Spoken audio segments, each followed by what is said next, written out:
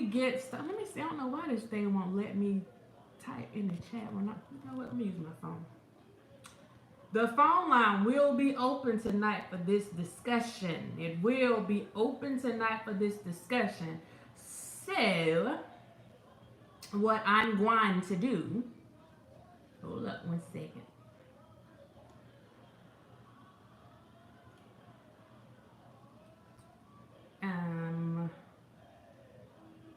If I can find myself, I'm trying to find myself.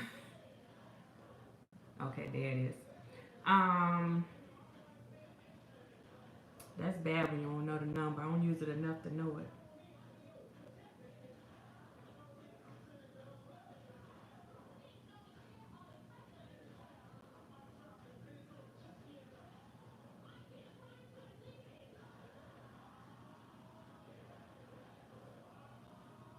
Okay, so I put the call-in number up so you guys have it. I'm reading, working on 2 books, Sundown Times, and the new Jim Crow. Oh wow! Oh, you trying to get some education in right now? That's what I'm talking about. Yes, yes. Right, right. You never call yourself. Hello. I appreciate everybody that came out last night and kind of hung out and, just got a little chance to let some stuff, off our chest, kind of chill out a little bit, de-stress, as much as we could, you know. But anything that was said last night, remember yesterday was April Fool's Day. So April Fools, hey Arissa. Hey Arissa. I want to ask you guys a question. And I want you to think about it. Y'all saw this thing said classes in session. So this is where we're going with this thing. Just to start things off, right? I want you to think about, and people gonna be like, oh Lord, I gotta get off here. She want us to do work. I want you, we may talk to ourselves, but we'd be a Looney Tune to call ourselves. Oh no. Arissa, yeah, it didn't really happen last night. It was April Fool's. It was April Fool's. It didn't really happen. I want you to think about, before we get into this other conversation, I want you to think about what are your greatest attributes. If you had to tell somebody 2 good things about yourself, 2 of your strengths, I can't even get my words out, 2 of your strengths, what would those 2 things be? What are your strongest 2 attributes? And if you don't mind putting your comments in the chat section, if you don't mind, your 2 greatest, if you had to pick 2, what are 2 of your strongest attributes, or 2 of your, I'm going to say strongest strengths. 2 of your strengths. I love me and I'm a survivor. That's what I'm talking about. Self-love.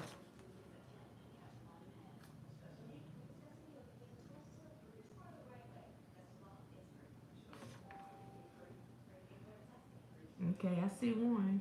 Independent self-starter. That's what's up. I can see that, Arissa. I can see that. I can see that, definitely.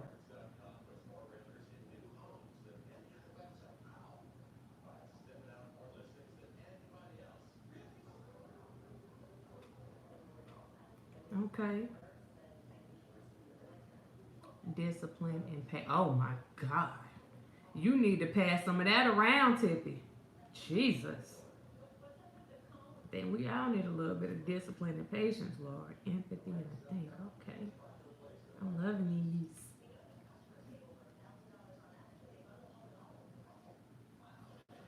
Caring heart and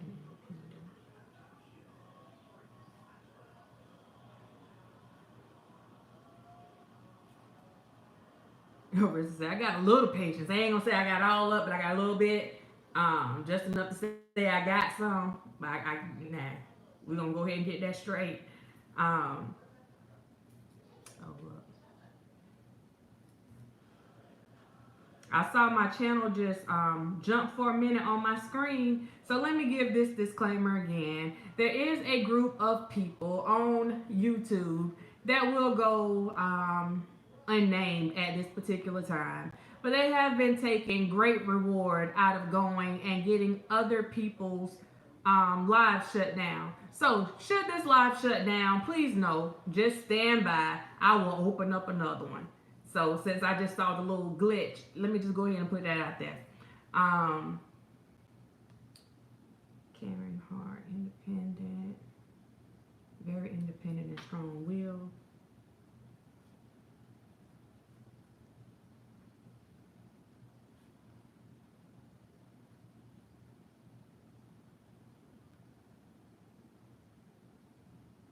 Touch my hand and lead me on, Tippy. Like, that's for real. Okay, a lot of compassion. I like it, I like it, I like it.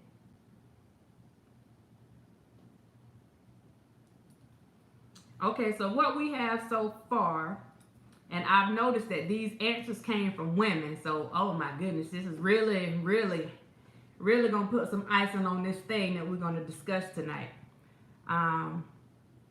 I'm a people person and non-judgmental.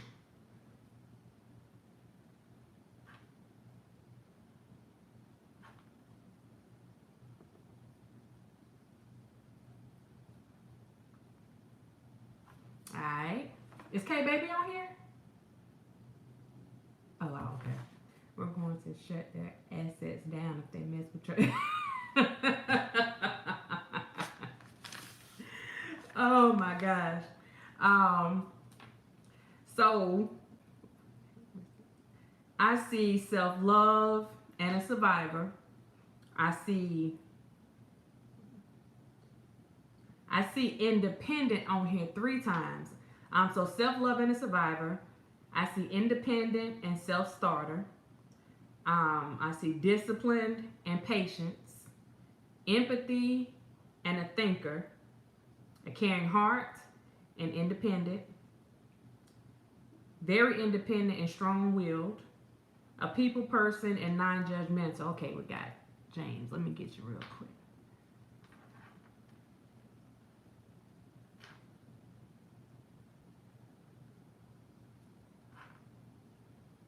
I just like how you wrote that number 1. That's what I'm talking about. I can't even get to number 2 yet. I like how you wrote number 1. Okay.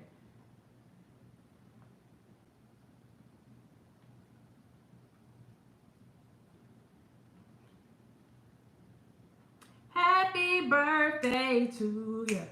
Happy birthday to you. Happy birthday. Happy birthday, K Baby. Don't take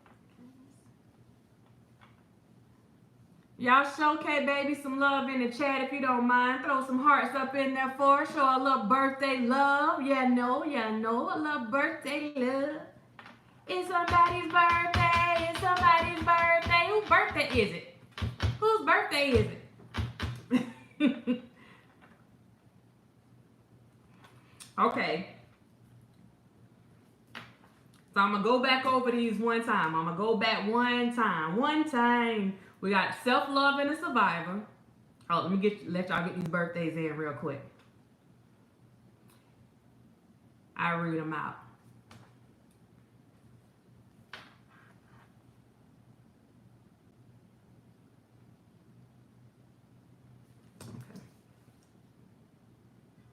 Happy birthday again, K-Baby, Aries Nation. TPS, a happy birthday, K-Baby. G2G Proverbs, a happy birthday, K-Baby. Jersey Girl in the Poconos, K-Baby Lane. Hey, K-Baby, happy birthday, hun. K-Baby, happy birthday from Angela Jackson. K-Baby said, it's mine. Whose birthday is it? It's mine. Okay, I did it for you. Who's that on the birthday line? It's K-Baby. Happy birthday. Yes. It's a beautiful thing, especially right now, y'all. To have another birthday, boy, I tell you, what a time to be in the number. Woo. All right, y'all. So I'm gonna go back over these real quick. Okay, baby, what we're doing is listing our 2 strongest attributes or our 2 strengths. The 2 things, if we had to pick anything that's good about us, the 2 things that really stand out. Can I shine the light on her? Can I shine the light on her? Hold up. Look, I'm sitting up here trying to shine the light for real, y'all. I wish there was something that you could do. Shoot. Tippy got me tripping on here. I'm looking for something for real. Okay, so the ones that we have, again, we have my personality. Okay, she right on it, doggone it.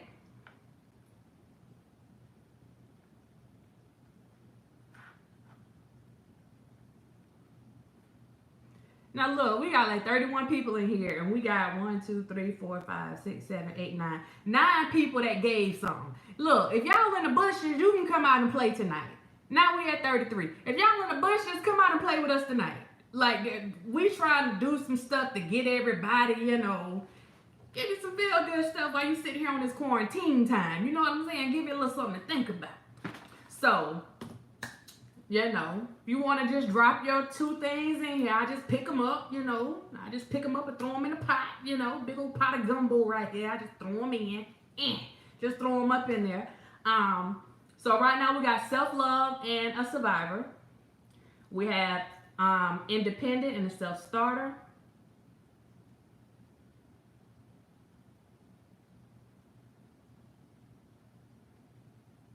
Oh, I'm noticing a pattern or something. Let me hold that thought. Discipline and patience, empathy, and a thinker, caring heart, independent, very independent, strong-willed, very loyal, great listener.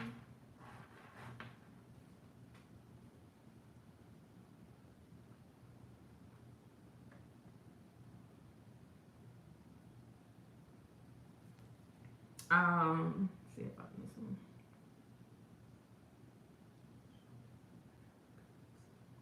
Okay. Well, you need to claim that, Priscilla. You need to claim that. Caring heart and independent, very independent, strong-willed, put God first, a people person, non-judgmental, your personality and your willingness. Hey, Pico, how you doing? Pico, I need for you to give me your 2 strongest attributes. Your 2 strongest. If you had to go and brag on yourself and give 2 of your strengths to someone, what would those 2 things be? The next one we have personality and willingness. Now all of these came from women. Then we have very loyal and a great listener. Those were all women on those. Okay, and then we have for one of our guys, we have, oh Lord, he said a strong, independent black male. Y'all better know it. Y'all better know it. He said what he said, darn it. And the other one that he said, well, my screen just jumped again. Y'all better quit messing with my screen while we're trying to get this message across. Now, go and find somewhere else to play. Go ahead now. Yes, I do, Miss Fat. And his other one was, don't take my kindness for a weakness. And he already telling y'all what it is. He's telling y'all what it is. Okay, let me get...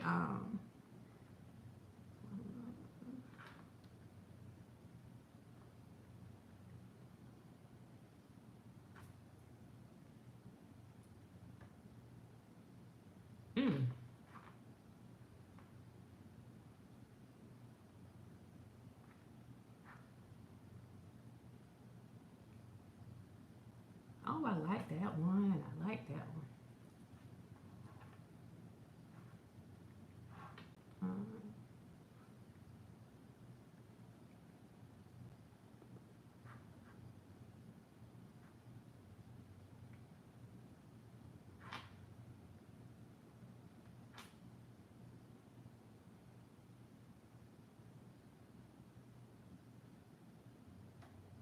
Antonia, what does that mean? I'm lost. I'm lost. Tell them to get them some business and leave your channel. Hey, Gospel Glam. Miss Fat, those are good. What's wrong? Those are good. Uh,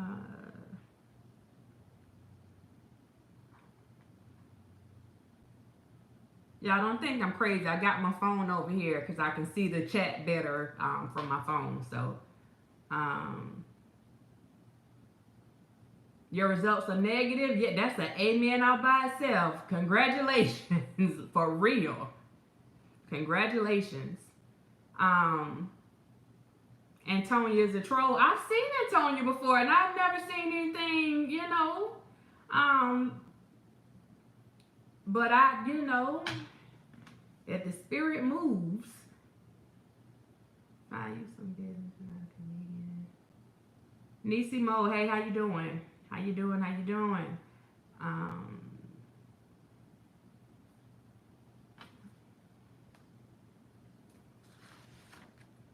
okay, so we have. Okay, I'm gonna go back over these again. I want y'all to see if you noticing a pattern. All right, so I'm gonna start back. These are all the women first, and I'm gonna give you the guys. Okay, so we have self-love and survivor. Hey, K Nicole, how you doing? How you doing? We have independent, self-starter. We have discipline and patience. We have empathy and a thinker. We have a caring heart and independent. We have very independent and strong-willed and God first.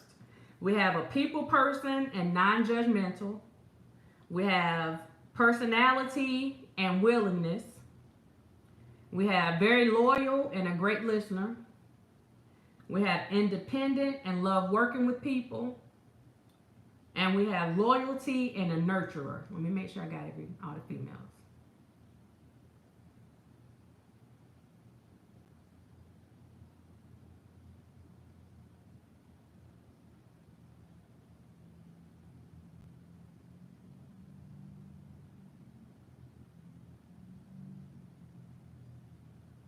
Antonia, is there something you want to know? Like, just let me know. Is there something you want to know? I need to go to my office or something? Just let me know. I already said I wasn't going to keep showing my stuff, but I mean, if it's necessary, whatever floats your boat. If that's what you want, I don't know. I just saw your comment. Welcome any new positive. Shamika, hey, how you doing? I work with Trent. I have the Boski shirt. Hey, Antonia said don't come for her. Wait a minute, I might be pronouncing the name wrong. Don't come for Antonia. That's it. That's all. I have seen it, so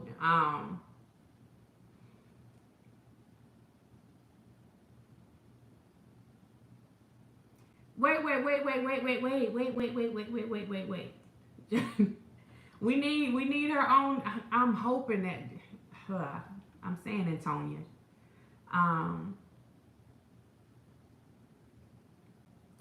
Just trying from the running around in these streets. All right. So for the guys, we have my love. Wait a minute. Strong, independent black male. And don't take his kindness for a weakness. And my love for my people and my willingness to be successful. Pico, I like, man, my willingness to be successful. That's some darn grown man talk right there. You hear what I'm talking about? My willingness. Hey, Ruth, how you doing? My willingness to, Brianna, how you doing? I'm sorry. If I missed you, y'all, I am so sorry. I'm trying to get everybody to come in. We got to get Antonia back on here. So after her timeout, I'm praying Antonia is a woman, y'all. I keep saying her, so that's why I keep looking like that, because you never know what the way that people spell their names. So my willingness to be successful, that's something that all of us need, y'all. Like that thing right there, that touched my spirit right there. That touched my spirit. So one of the things I'm noticing, and I hope y'all saw the pattern in all of it. All right, Jersey. I hope y'all saw the pattern in all of it. One thing that I can pretty much say we all are independent, right? Because that's the pattern that I'm noticing, like in all of this, regardless of what the comment was. Hey Elizabeth, how you doing? That independence was in there. One other thing that I saw was most of the things the two went together, like self-love and survivor. In order for you to be a survivor, you have to love yourself enough to continue to fight. So those two attributes, yes, they definitely go together. So when I'm looking at everything that's being put together, like they fit, if that makes sense. Arista said independent and self-starter. Do y'all see where I'm going with this? She's independent, so of course she's a self-starter. And if she gets her mind set on doing something, there's not a, I can't talk. I'm getting my words tied up. There's not a darn thing that you can do to stop her from doing whatever she put her mind to. These things go together. Discipline and patience. My God. Hand that mess out. Hand it out like rice. You hear me? Discipline and patience. Think about it. You have to be disciplined to be patient. You got to be patient to be disciplined. You see what I'm saying? So all these things go together, and I don't think whenever you really think about your strong points, I don't think that people really think about like what their strengths are. And that's what I'm seeing on these YouTube streets. You see what I'm saying? All these people have all these darn things that they can bring to the table, and they're allowing people to stifle them. And man, listen, let me just keep on going. Empathy and a thinker. In order for you to be empathetic, in order for you to have understanding for somebody else's situation, in order for you to be indifferent, you have to be a thinker. Because if you're not a thinker, then you will not understand anybody else's situation, because you cannot think out of the box. You cannot get past that tunnel vision that you have. You cannot get past that. So when I see empathy and thinker as somebody two strongest attribute, man, y'all better quit playing. Y'all better quit playing. Oh my God, I love it. I've always worked with people in the medical field. Man, listen. Then we come up and we got somebody with a caring heart and they're independent. That person with that caring heart and that independence is a person that tends to like helping people. That person I would consider to be a person that has a servant's heart. Because that independence, you tend to, a lot of times you can get tunnel vision. It doesn't always happen, but when you're independent, you get your mind focused on that one thing, and like you locked in. But to put the heart on the inside of it and have that caring heart, that's usually a person that directs their energy towards helping other people. Now y'all can tell me if I'm wrong now. Let me know if I'm giving you the wrong information, because this ain't coming from a book. This coming from Doc. But I'm just looking at the stuff that you wrote in here, and I want you to think about it for yourself. Respect my love for people, my willingness to be successful. Yes. I'm getting educated tonight. Oh Lord. We have very independent and strong-willed. Y'all already got it, right? Very independent and strong-willed. That means you on top of the job. Again, like I said for Arissa, you on top of the darn job. When I tell you I'm going to do something, try to stop me if you want to.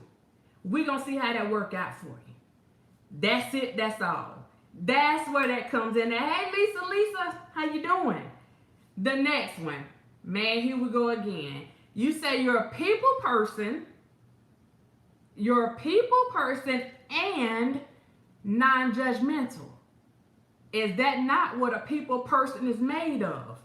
A person that can sit down and have conversations with people, adult conversations. That person is usually able to communicate on a higher level.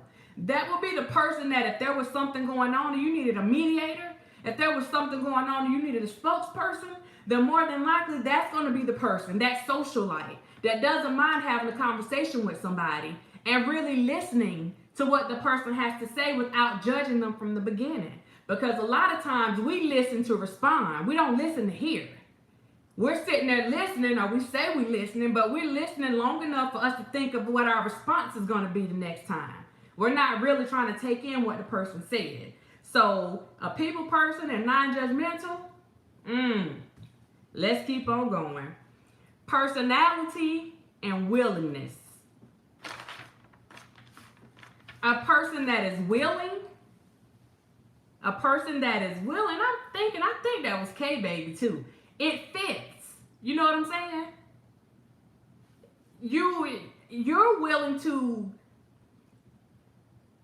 I'm going to say that person is more resilient. You understand? Because you understand that as situations change,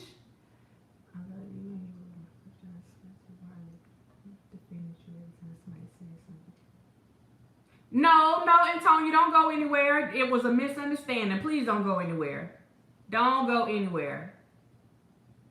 Please don't. It's just with all the stuff that's been going on lately, people just getting like very protective. So please don't. But the personality and the willingness, that person tends to be a bit more resilient and they tend to bounce back quicker. And whatever they're more flexible. That comes with that resiliency.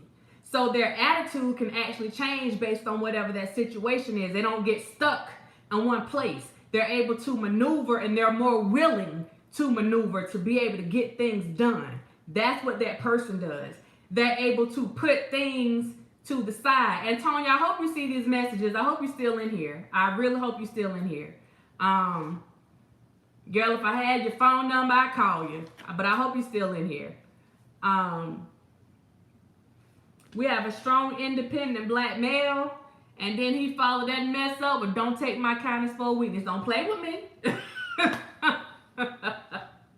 Don't play with me. So he's letting you, he's not just independent. It's not just about being independent. He's letting you know that he's strong and he's proud of the person that he is. He's independent in himself. He is, God, you put black male. See, most people don't, I'm independent. You put, I'm a strong, independent black male because you're proud of your blackness. Maybe that has a lot to do with your independence as well. I don't know. But in the midst of all that, listen, I got a kind heart too. But don't let it fool you. Don't let it fool you. I just told you I was strong. I ain't just said I was independent. I said I was strong. That type of person takes care of the household. That type of person is going to stand up. And when they see injustices done, especially to people of the like, people that look like them, and even people that don't look like them, that person is going to stand up. And he doesn't have to be the loudest person in the room because your strength doesn't come in your voice. That strength comes from the inside. So that's where what I'm getting from this.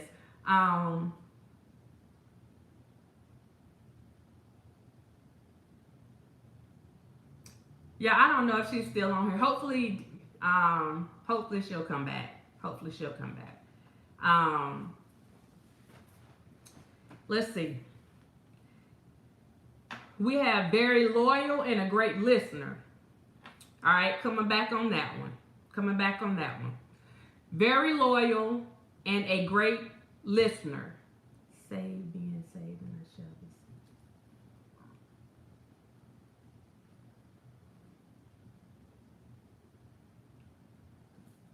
Okay. Understand it's hard to be loyal to anybody or anything if you don't listen. And listening is not just about actually listening to what's coming out of a person's mouth.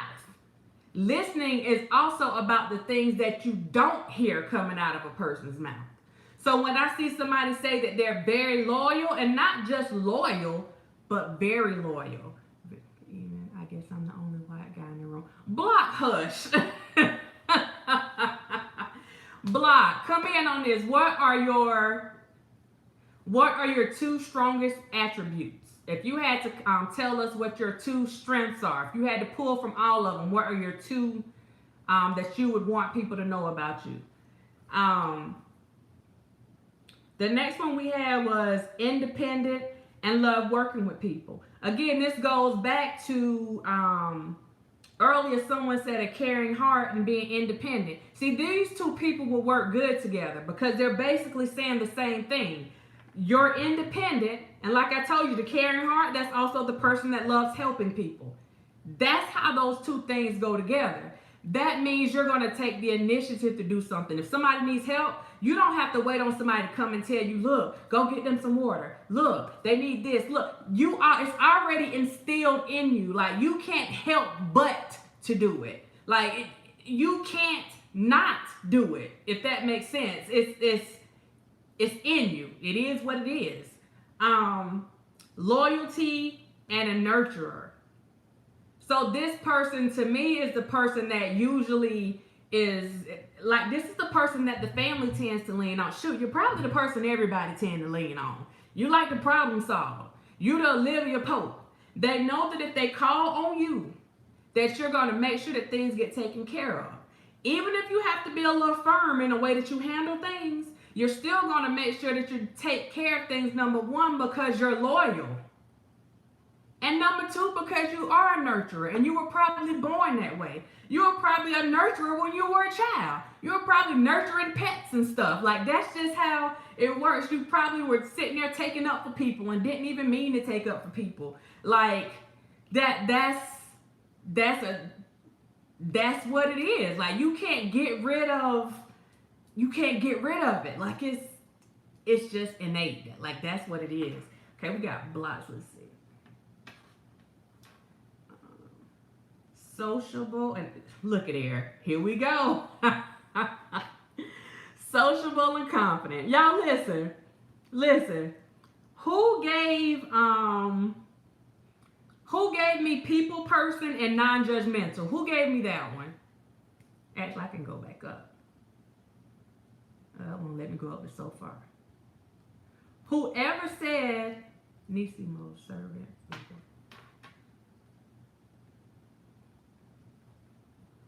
Whoever said people person and non-judgmental, come on now.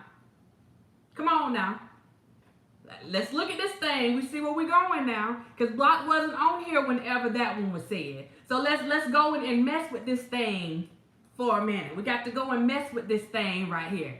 So, Angela, okay, there we go. So you and Block would be two people that would really be working good together in a situation. Because you have these social people. And y'all know Block. Lady Jones, hey, how you doing? Block is a social person, right? He's sociable. So that is the person that you usually call on to be the mediator, right? Come on, y'all. That was Arissa. That's the person that you usually call on to be the mediator. That sociable person.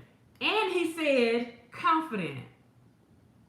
See, a confident person is usually not a judgmental person. Because when you're confident in yourself, you don't have time trying to go around and find the negative in other people. Do you got me? You got me? So I will put Block, and I'm saying that was Arissa. You got Block, you got Arissa, you got the person that with the personality and the willingness. You start putting all these people together. You take the self-starter with the independent. You go and put all this stuff together. Do you see how powerful that team is? Ooh, Lord have mercy. God almighty. Man, listen. Ooh. We had a servant and a leader. That says it all by itself. A servant and a leader. Period.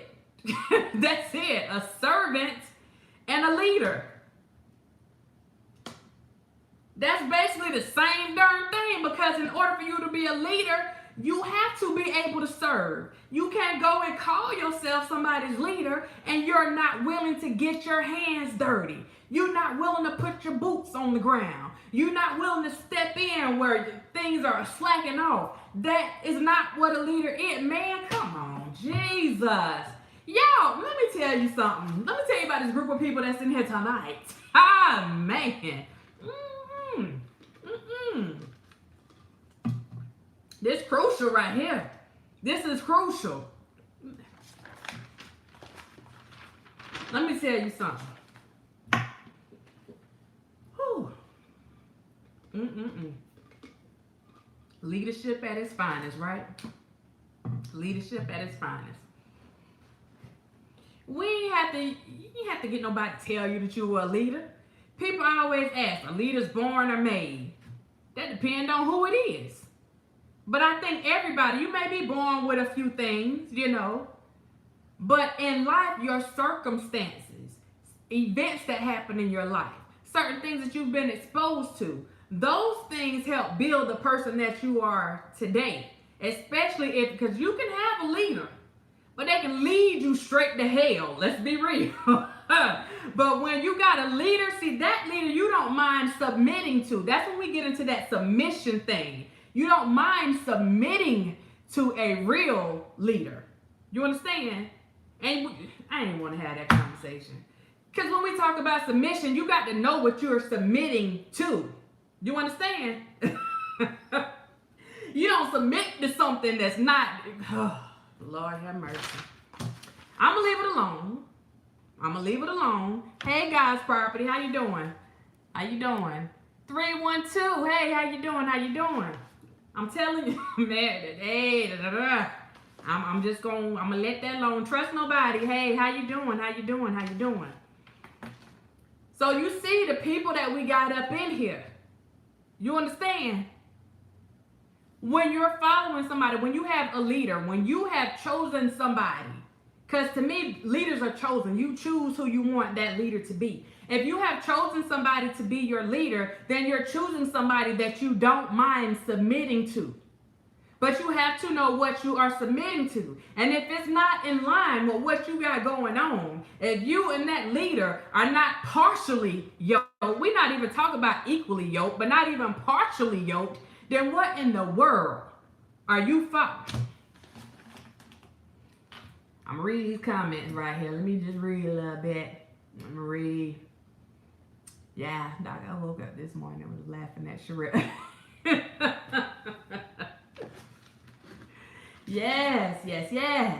Yes. So, we look at that, right? And it just, oh my God, y'all don't know, that thing filled my heart up. Because when I go into this other conversation, there's not one thing, thank you, Angela, there's not one thing that I heard, not one, there's not one thing that I heard that would even go along with this conversation that we're going to have about this narcissistic behavior. Because usually, let me tell you something, especially with our people, I do this because I want to see how long it's going to take people to answer. An arrogant person will tell you all the good things about themselves. They won't give you time to even finish the question. You hear what I'm saying? But a person that has some type of humility, it takes them a while to come up with those answers because they never really think about, okay, well, what is my strength? What are my attributes? I never really thought about it. But when I ask you that question, you start thinking about the things that people actually said to you, like, you're a good listener, right? You're easy to talk to. Man, you're a good leader. Man, you start thinking about those things, right? Because it's not something that you go around bragging about every day. That's humility. That's what it is. That's exactly what it is, y'all. So we're going to get into this narcissistic behavior. And I'm going to say this again. Sister, where's your handkerchief? Because you don't preach right there. The character of a leader can be seen. It doesn't have to be heard. Come on now. Come on. Some people are narcissistic and some people are just, shoot, Pico, you got me with that word, megalomaniacs. Okay. Got me back to go Google something. You got me back. Google. Y'all listen. Remember, the phone line is open. called to serve and accountable for actions. The phone line is open. It's 803-888-8268. So if you got something that you want to contribute, the line is open. But we just gonna have this conversation tonight, and we're gonna see where it goes. So the first thing that I want to do is I want to say that I am not on here trying to clinically diagnose anybody. That's not what we up here doing today. So let me make that clear. But what we're going to be talking about is what is referred to as NPD. NPD. I'm pretty sure y'all done figured out what that is. That's narcissistic personality disorder. So narcissism falls under the category of a personality disorder, right?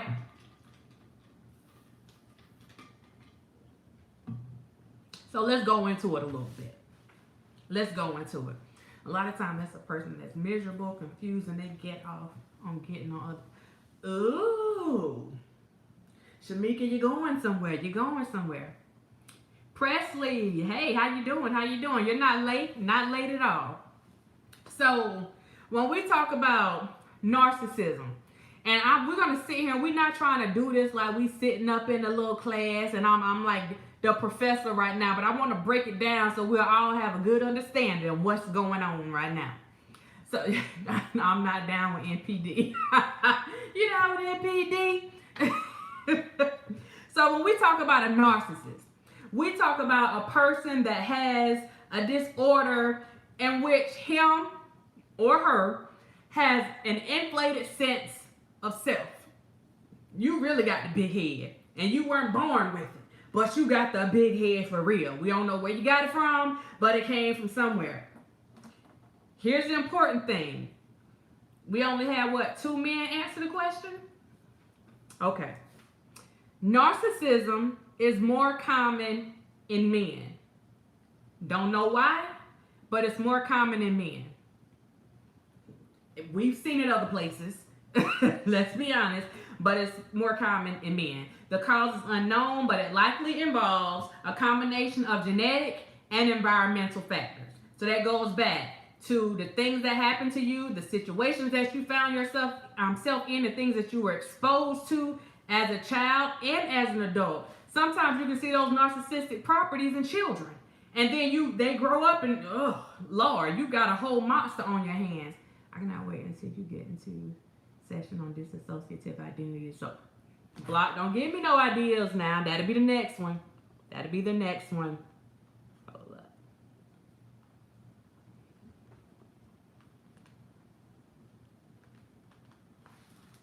So, yeah, he educated. Okay, so I'll go back to how you would treat this stuff a little bit later. But I'm going to give y'all some of the symptoms. You might want to write some of this stuff down. I don't know. But don't go around trying to diagnose people in your house. That's all I'm saying.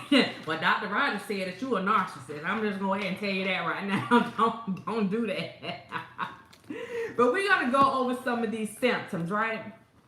And we're just going to start here. So some of the symptoms include, my ex is a definition. Trust nobody, I know about it. Let me tell you, I know about it.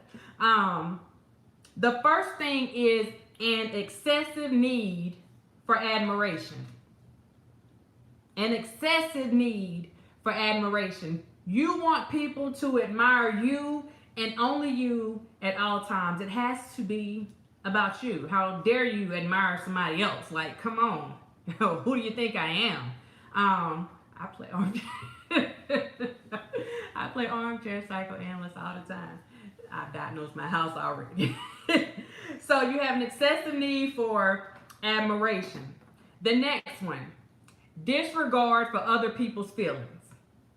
Remember that conversation that Kelsey K, hey, how you doing? That conversation that we had the other day about indifference. That indifference, a disregard for other people's feelings. That's the second one. I'm going to cheat off your paper. The next one. An inability to handle criticism. So that means, hey Nikki, how you doing? That means that you're able to give criticism, but you're not able to take criticism. Y'all got me? So you can tell everybody else what they're doing wrong, but when the tables are turned and someone tries to give you criticism, even if it's constructive, then you can't take that criticism. Because as a narcissist person or a narcissistic person, you're always right, right? I'm going to pull out my DSM. Hey, blah, you know about that Bible now. Come on. Okay, the next one, a sense of entitlement. You think somebody owe you something. You never gave them anything. You never contributed. And even if you did contribute, that didn't mean that somebody owed you, but you have this inflated sense of entitlement. People should know, like, you running around beating your chest. Like, I'm that person. I'm that chick. I'm that, like, that's where this comes in, that inflated sense of entitlement. An exaggerated sense of self-importance. You think you are more important than everybody else does, right? In your mind, you're the most important person in the room. Even if the president is in the room, you are the most important person that is in that room. At least to yourself anyway. Exaggerated self-importance. The next thing. You expect to be seen as superior, even though you don't have the achievements or the accomplishments to back it up. That makes sense. You expect people to recognize you as being superior, even if you don't have the accomplishments or the achievements to back it up. You don't have the stuff. You don't have that stuff for you to be saying that you are superior. Okay. Now we're going to go to the next one. Now, you exaggerate your achievements and your talents. Whatever you do, you're the best person that does it. And nobody else can do it but you. You got me? It doesn't matter what it is. Nobody else can do it but you. I want to publicly apologize. Bobcat. Oh, wow. No need to apologize. No need to apologize. We all in this together. We just all handle it in different ways. The next thing. This one. Preoccupied with fantasies about success, power, brilliance, beauty, or perfection. Preoccupied with fantasies of success, power, control, okay. brilliance, beauty, or perfection. Boy, this next one, oh my goodness. Let me give y'all this one real quick. The next one. This person tends to monopolize conversations and belittle or look down on people that they perceive as being inferior to them. I'm going to repeat that one. This person or these types of people tend to monopolize, take over, control conversations, or tend to belittle people or look down on those that they perceive as being inferior or less than them. Sound like a Napoleon card? Yeah. That book is law. It becomes embedded into your brains. I tell you. I'm going to read that one more time. One more time. Because if you notice it in yourself, I dare. Because sometimes we all can be guilty of it. So I'm going to read it one more time. This person tends to monopolize the conversations. They tend to belittle or look down on people that they feel are inferior to them. So it goes back to the other thing when I was telling you this person feels superior. So the people that they feel like inferior or less than them, not deserving of their conversation, not deserving of their company, not deserving of the darn air that they breathe.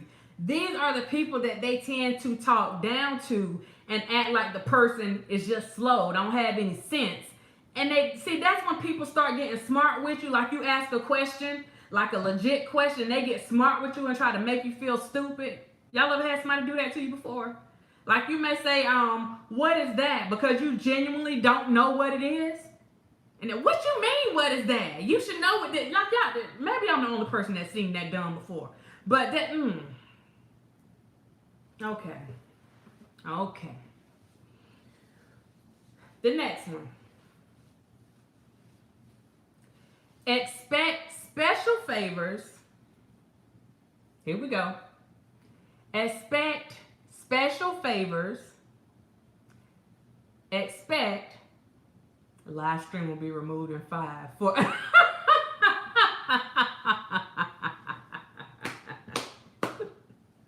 No, tell them don't do it. Don't do it. Let me get these out before you shut it down.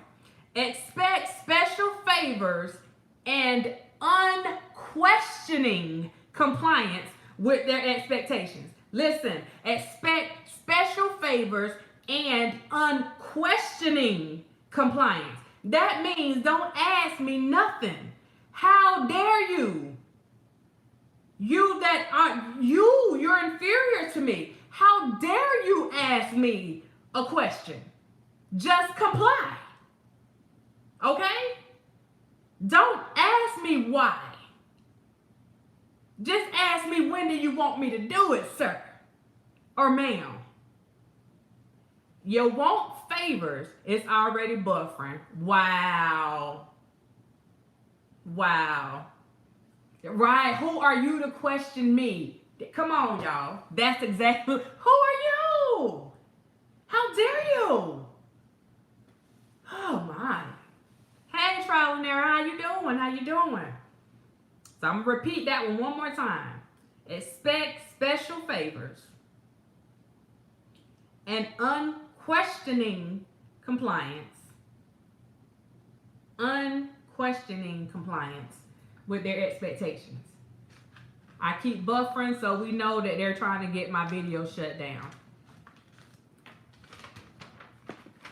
Now, I'm going to tell you, if this one gets shut down today, I'm going to call every one of y'all out. I'm going to call every one of y'all out.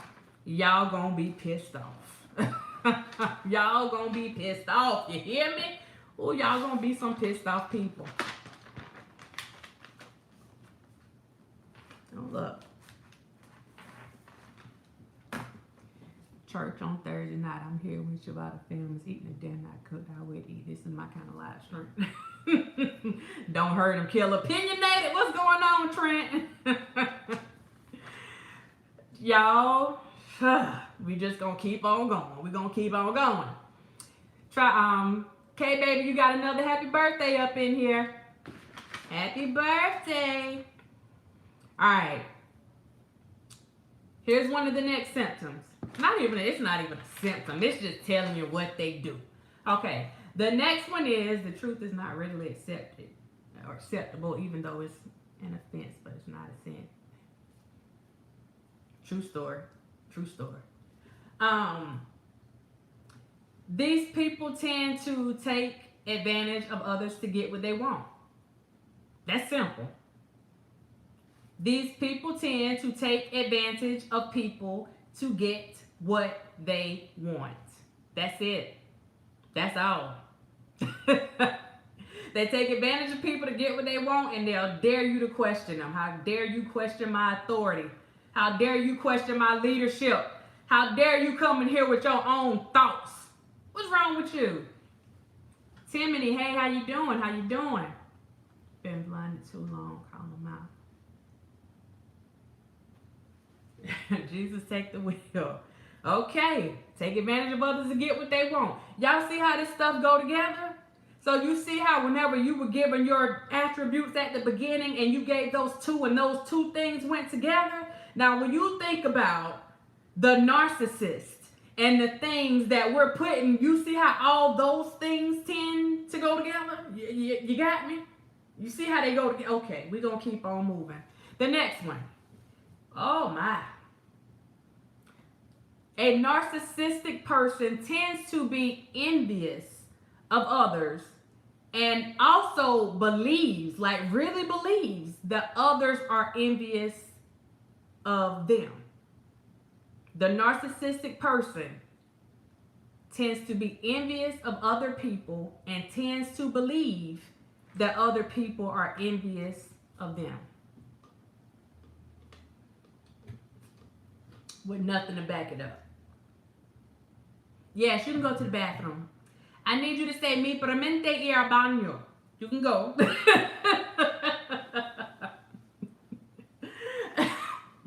So, envious of others and believes that other people are envious of them. With nobody saying it. Y'all got it? Alright. The next one. Ooh, my. Whew. Okay. They behave in an arrogant or a haughty manner. Okay? Arrogant. Oh, I'm buffering again. They behave in an arrogant manner. They come across as conceited and boastful. They behave in an arrogant manner and come across as conceited and boastful. Okay? Y'all, if it's buffering, there's nothing I can do. There's nothing I can do to stop it. So I tell you, if it goes out, then I'll come back in on another video. Boy, I'm trying my best. I'm trying my best. Y'all better let me be. Y'all better let me be. You better let me be. You think you've been crying before, you really gonna be crying now. Oh, Lord have mercy. Behave in an arrogant or boastful manner. Arrogant, boastful, and comes across as conceited. I'm good. Maybe try going out and coming back in. Pick up my head and buffer that out. Okay. A suggestion was made to go out and come back in, and maybe it'll stop buffering. I'm hoping that's what it is, y'all. So we're gonna stop right there on this one. Okay. So we got all these things. For us to consider whenever we think about narcissists or narcissistic or narcissism. Whenever we think about all these, are they floor cleaners because they need to stop buffering your floor?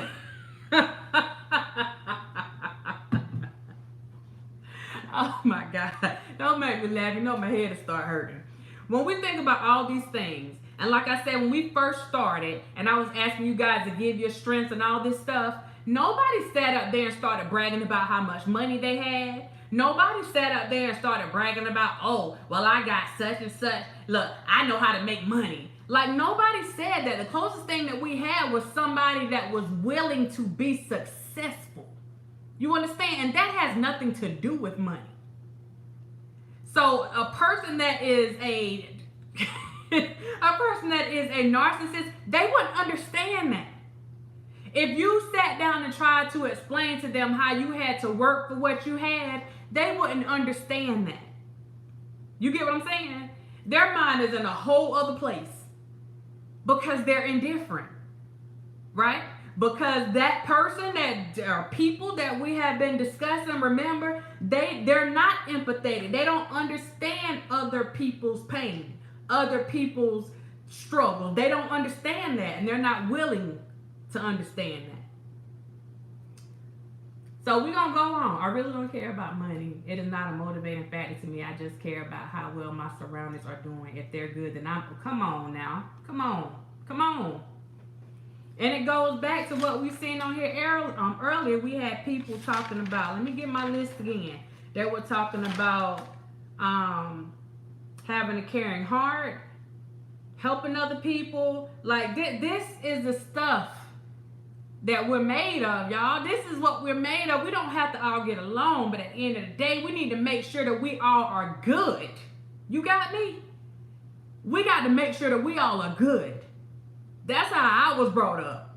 Like if I'm good, then my brothers, my sisters, my mama, we good. If they're good, then we all good. Like that's what it is. And I'm hoping that that's what we can get in this community at some point. If one of us are good, then we're all good. That's where I'm hoping that we can be eventually. Millionaire, hey, how you doing? You say you're in the bushes? Go ahead. Okay. So this one I'm going to actually give y'all. I'm going to give y'all this straight from the textbook. And then I just break a little bit of it down. Just a little bit. Just a little bit. At the same time, people that are narcissistic usually have trouble handling anything that they perceive as criticism. We talked about that before. A narcissistic person does not like to be criticized. So when they are criticized or get put in an uncomfortable position where they feel like they are being threatened or questioned, let's say questioned, they feel like they're being questioned because they don't like being questioned, right? That person tends to become impatient or angry when they don't receive special treatment.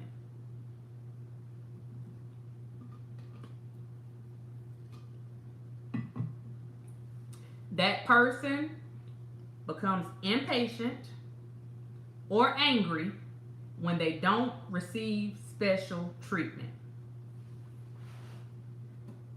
All right. Don't have to explain it. Okay? Impatient, angry, without special treatment. All right. This person tends to have significant, oh my goodness. This person tends to have significant interpersonal skill. They have significant interpersonal problems and they easily feel slighted. Everybody's out to get them. Everything that's done, like it was done specifically to hurt them. This person has trouble interacting, significant interpersonal problems. You have difficulties reacting with other people. You have difficulty communicating with other people. You have a problem with that. And when that does not go the way that you want it to go because you tend to self-sabotage, then you feel like you have been slighted or that someone did you wrong or that someone's out to get you or that someone is jealous of you. That's where that comes from.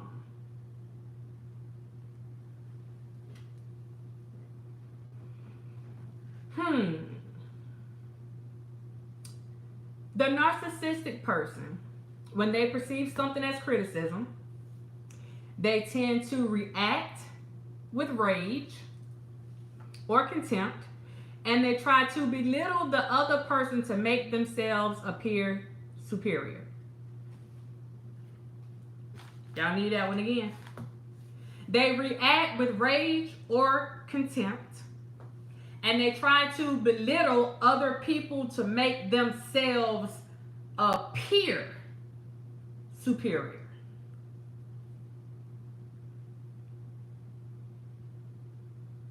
Okay? I run this. I control this.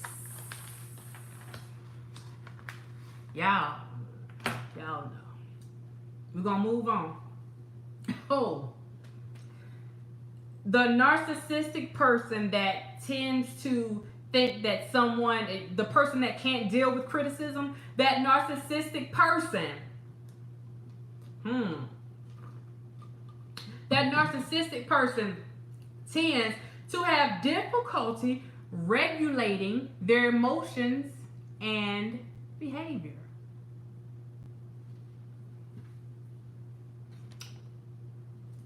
I'm going to give y'all that one again.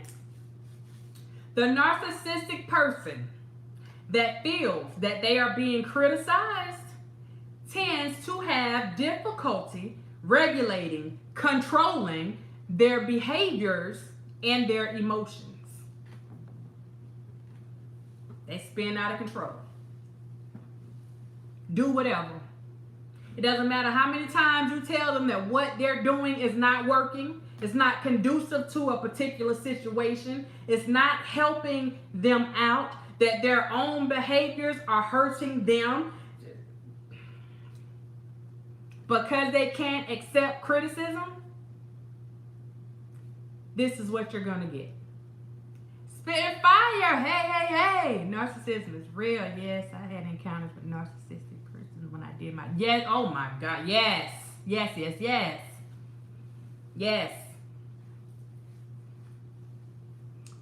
Okay. The narcissistic person that has difficulty accepting criticism usually experiences major problems dealing with stress and adapting to change. So when a situation comes and it seems like, let's say somebody new comes into the picture. Let's say you got a relationship and somebody new comes into the picture. They have difficulty dealing with that because they're so used to being superior and getting all of the attention. They're so used to being the person that oh my gosh, like they can tell you anything. Remember, you can't ask them any questions.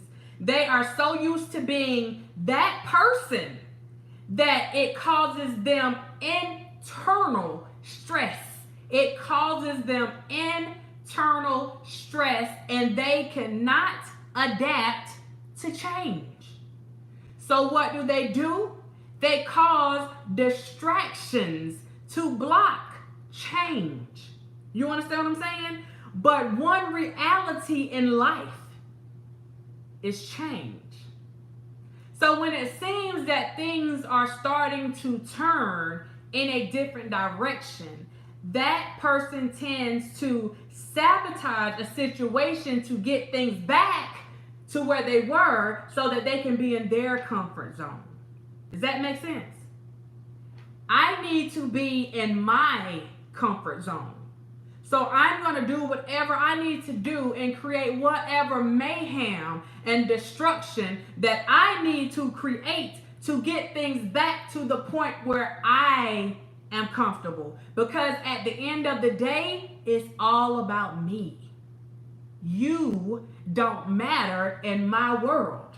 You're not important enough to matter in my world. To me, you're just another inferior peasant walking down the street. You don't matter. Let's pull it together. For those unable to accept change, unfortunately, will not grow. Amen. You can water that seed all that you want to. You can put fertilizer on it. You can put, the miracle growth treatments and stuff on it. You can get True Green to come out and try to nourish it a little bit. It's not going to grow. It's not going to grow. The narcissistic person. The narcissistic person that tends to not be able to accept criticism, him or her, that person tends to feel depressed and moody because they fall short of perfection.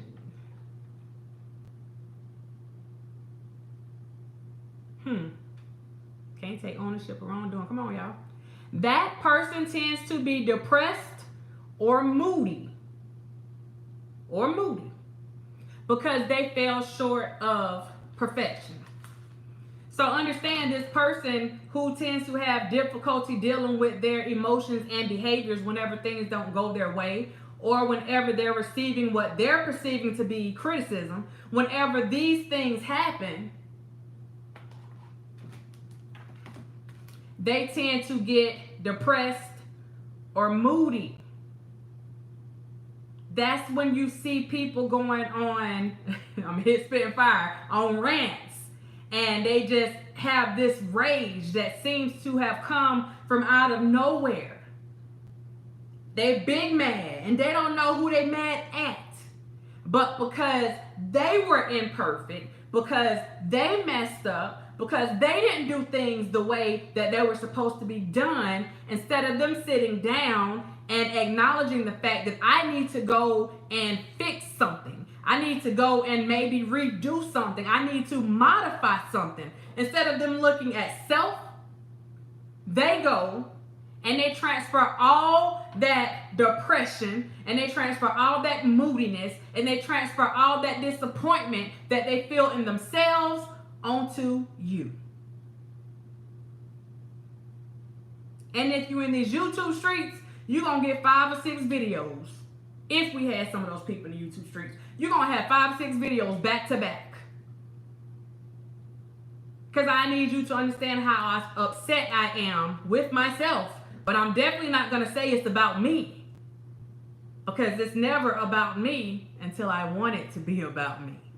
If that makes sense.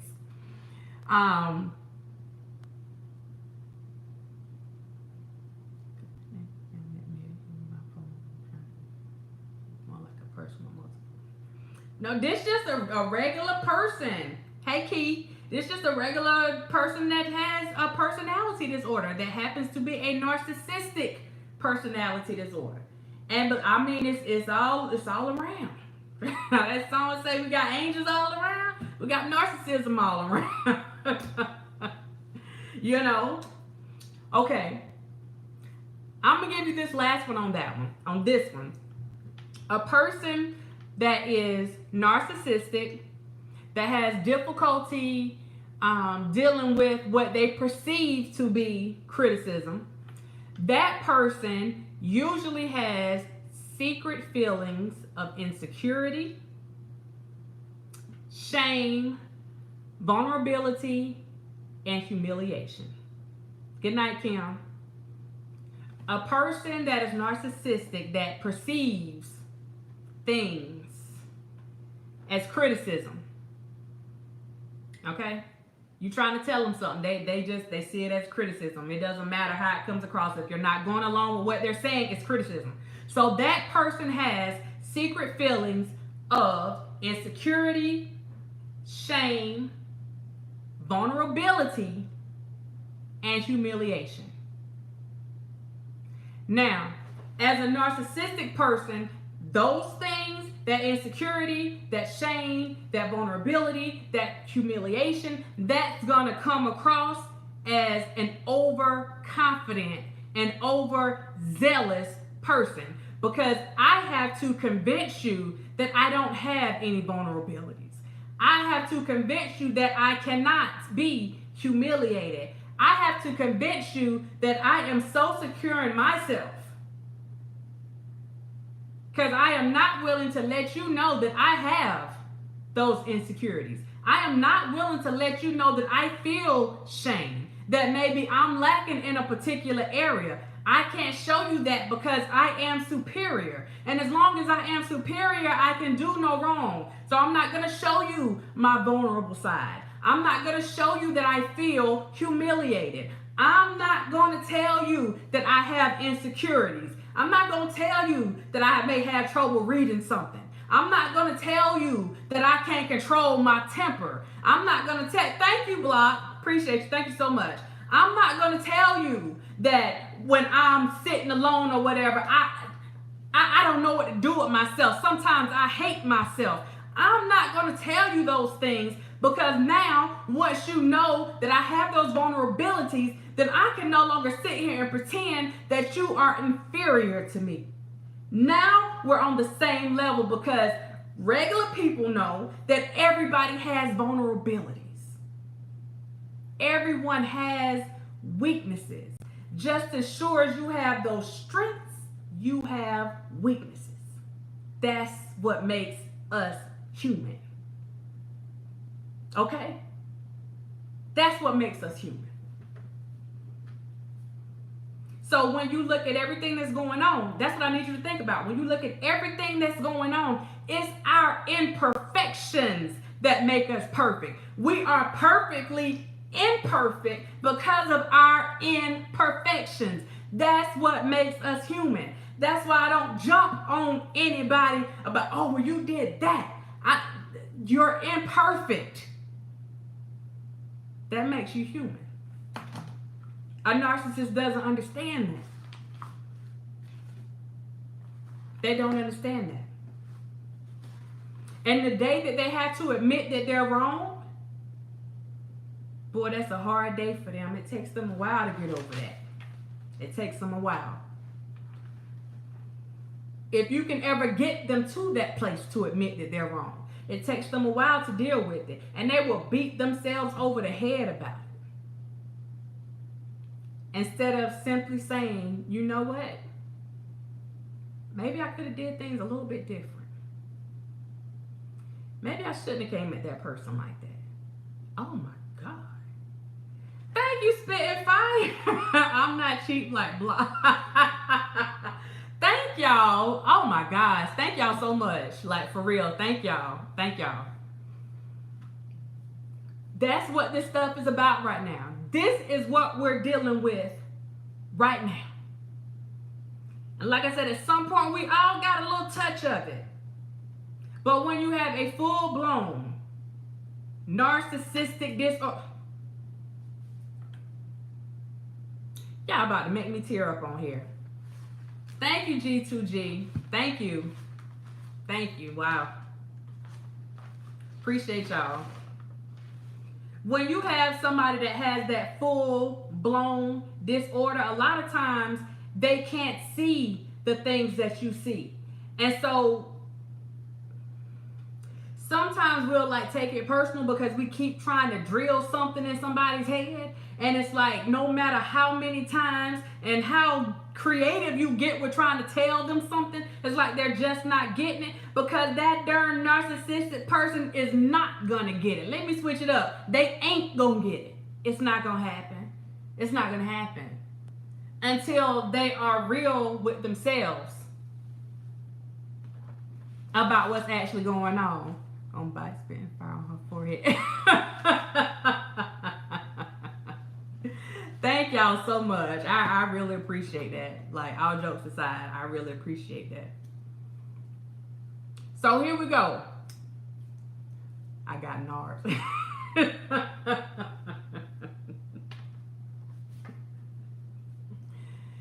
How do we know when this narcissism has gone too far? How do we know when it's gone too far? I'm going to read to you for a minute. I hope y'all don't mind if I read to you. I used to hate for people to read to me, but people with narcissistic personality disorder may not want to think that anything could be wrong. So they may be unlikely to seek treatment. Everybody's talking to them. Everybody's trying to, everybody's trying to make that breakthrough. You having interventions and everything else. This person does not think that he or she needs help. So you got a continuous battle. If they do seek treatment, it's more likely to be for symptoms of depression, drug, or alcohol use, or another mental health problem. Now, let me stop there for a minute. A narcissistic person, and not all, but a lot of them that I have come in contact with, especially with therapy, those people usually think that they can outsmart the therapist. So they'll tell the therapist whatever they think that therapist needs to hear, what they perceive that therapist needs to hear or wants to hear, so that they can get through treatment. Because a lot of times those people didn't come on their own. Maybe the family said, look, we're tired of you. You're going to have to do this. They gave them an ultimatum. Or you had people that were court ordered to come. But either way, they try to outsmart the system. A narcissistic person thinks that they're the smartest person in the room. They can outsmart anybody or anything. And they end up getting themselves in a worse predicament than they were already in. Alright. Perceived insults to self-esteem may make it difficult to accept or follow through with treatment. Wow. Thank you, Jersey girl. Y'all showing out. Thank you. Oh my God. Thank you so much. Thank you, thank you, thank you. Thank you, Jersey. Thank you, thank you, thank you. So I'm gonna go back to this. Whenever that person is seeking treatment, or you're trying to help that person or get them to the place where they're willing to seek treatment, that person tends to have perceived whatever you say, they perceive it as an insult. Y'all got me? They perceive it as an insult to their self-esteem, and it makes it difficult for them to accept or follow through with treatment because they feel like you're insulting them. That's an insult to their intelligence. How dare you say I need to go get some help from somebody? How dare you say I need to talk to somebody? How dare you say I need to fall back a little bit? How dare you tell me, look, you're not doing stuff right. You might need to go rethink this stuff. How dare you tell me not to come at somebody when I feel like they came at me, even if it's irrational? How dare you tell me not to do this? I'm me. How dare you tell me not to do this? I mean, it's me. Are you kidding me?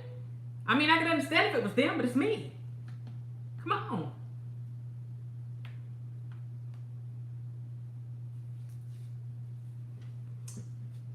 We're going to look at some of the causes real quick. Possible causes. Possible. Shamika, you're right. That's where that power come in at. That's where that power comes in at. That control is hand in hand with that power. You can't have one without the other. You cannot have one. They are not mutually exclusive. We looked at a couple of the possible causes. So, of course, the environment. So, this says mixed matches in parent-child relationships with either excessive adoration or excessive criticism that is poorly attuned to the child's experience. So, basically it's saying when you have that mixed match in a childhood where either a parent worships their child, like they just completely, and this is beyond regular admiration now. They just completely just worship the ground that child walks on, and that child can't do any wrong. Or you have the exact opposite where they criticize everything that child does, like that child can do no right. So you have that person that's caught up in the middle of all that. They didn't have that healthy balance. So that person tends to go, and when they're younger, they start making up stories. They start fantasizing about having that life that they don't have at home. They start fantasizing about the life that they see their friend having, or that they perceive their friend is having at home. They start fantasizing about having a life like the kids on the Cosby Show. They start fantasizing about these TV lives that really don't happen. They really don't happen like that. And when you have that starting as a child, then you see what that comes, or what you have as an adult. I'm going to say this, and if this don't have nothing to do with any political stuff, but look at the president. He's the prime example. He's the prime example. And there's no shade on that. Like, it is what it is. He is the prime example of that. There's no balance on that pendulum. When that thing swings, it's either way over here or way over here. It never falls in the middle. You never have that happy medium. It's either way over here or way over here. There's no in between. There's no gray area. It's all or nothing. Ultimately becoming their truth. So what? Take it with them into their. Come on now. It's the truth. It's the truth. It's the truth. That becomes their truth, and that's why they can live in it, because it is their truth. Y'all ever hear some people say, some people lie so much that they start believing their own lies? Y'all, that's real. That is real. It's just like some people said that certain things happen to them, and it happens.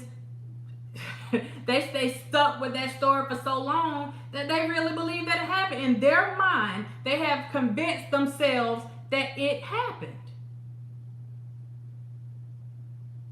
If you go back on the psychology side and you look at Sigmund Freud, he had this patient, and her name was Anna O, right?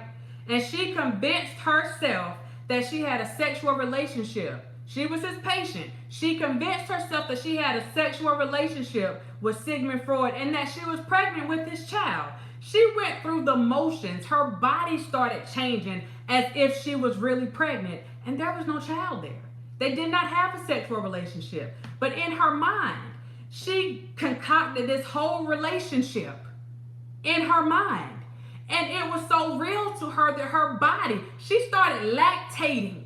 Do you understand what I'm saying? Her body started going through this process like this stuff was really going on. That's some serious stuff.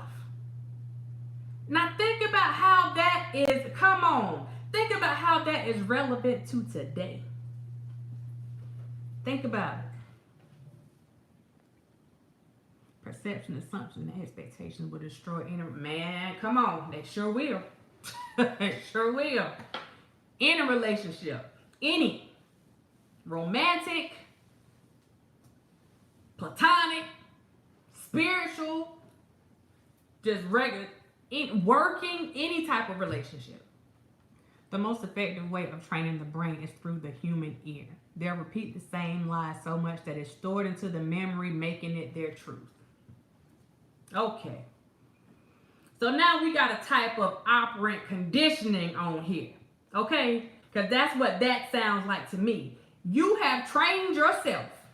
We're going to get into this operant condition. Let me give y'all a little psychology thing just real quick, if y'all don't mind. So we got this thing right here.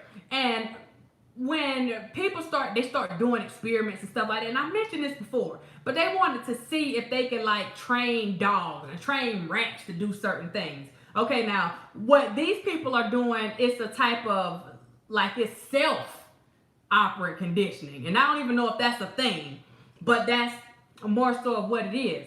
These people took and they would bring stuff out. They want to make the dog salivate. They want his mouth to water every time they brought something out, right? They bring it to him. They kind of switched it up. So it wasn't like a steady thing. The purpose was to train them, right?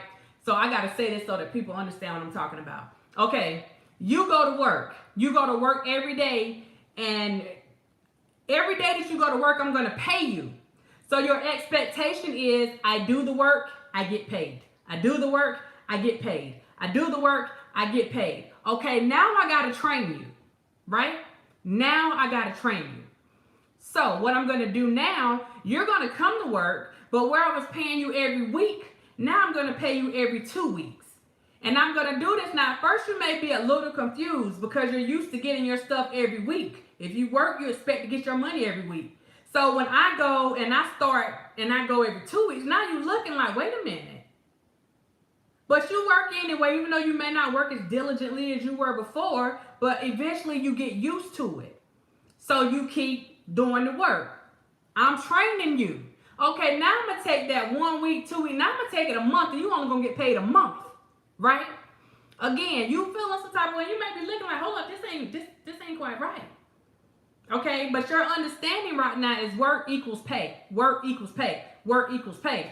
This is what Block is talking about whenever you train, you get your mind trained. You keep saying something, then you get this result. So it's just, I keep working, the end result is that I get paid. I keep saying this, the end result is that I believe it.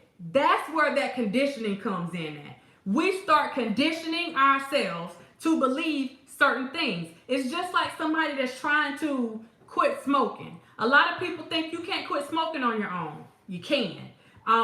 You sitting up there and you have to know in your mind that you have control over something. We go back to the control and power. You have to convince yourself. You have to know that you literally and physically have control over those desires. You understand what I'm saying? So if I tell myself, listen, I don't need this. I don't need it. I don't want it. And you keep telling yourself that, then guess what? Eventually, you're going to start believing it. You get what I'm saying? So it goes back. I'm trying not to get into all this, but it goes back to a conversation that I had. I don't want to go into the conversation. I'm going to leave it alone. But yeah, you convince yourself that stuff is true. You train yourself in that manner. And that's pretty much what it is. Block done got me all the way over here in psychology class. Let me bring this, let me come on back I'm gonna come on back for a minute. Another one of, I'm sorry, I just popped my mouth like that.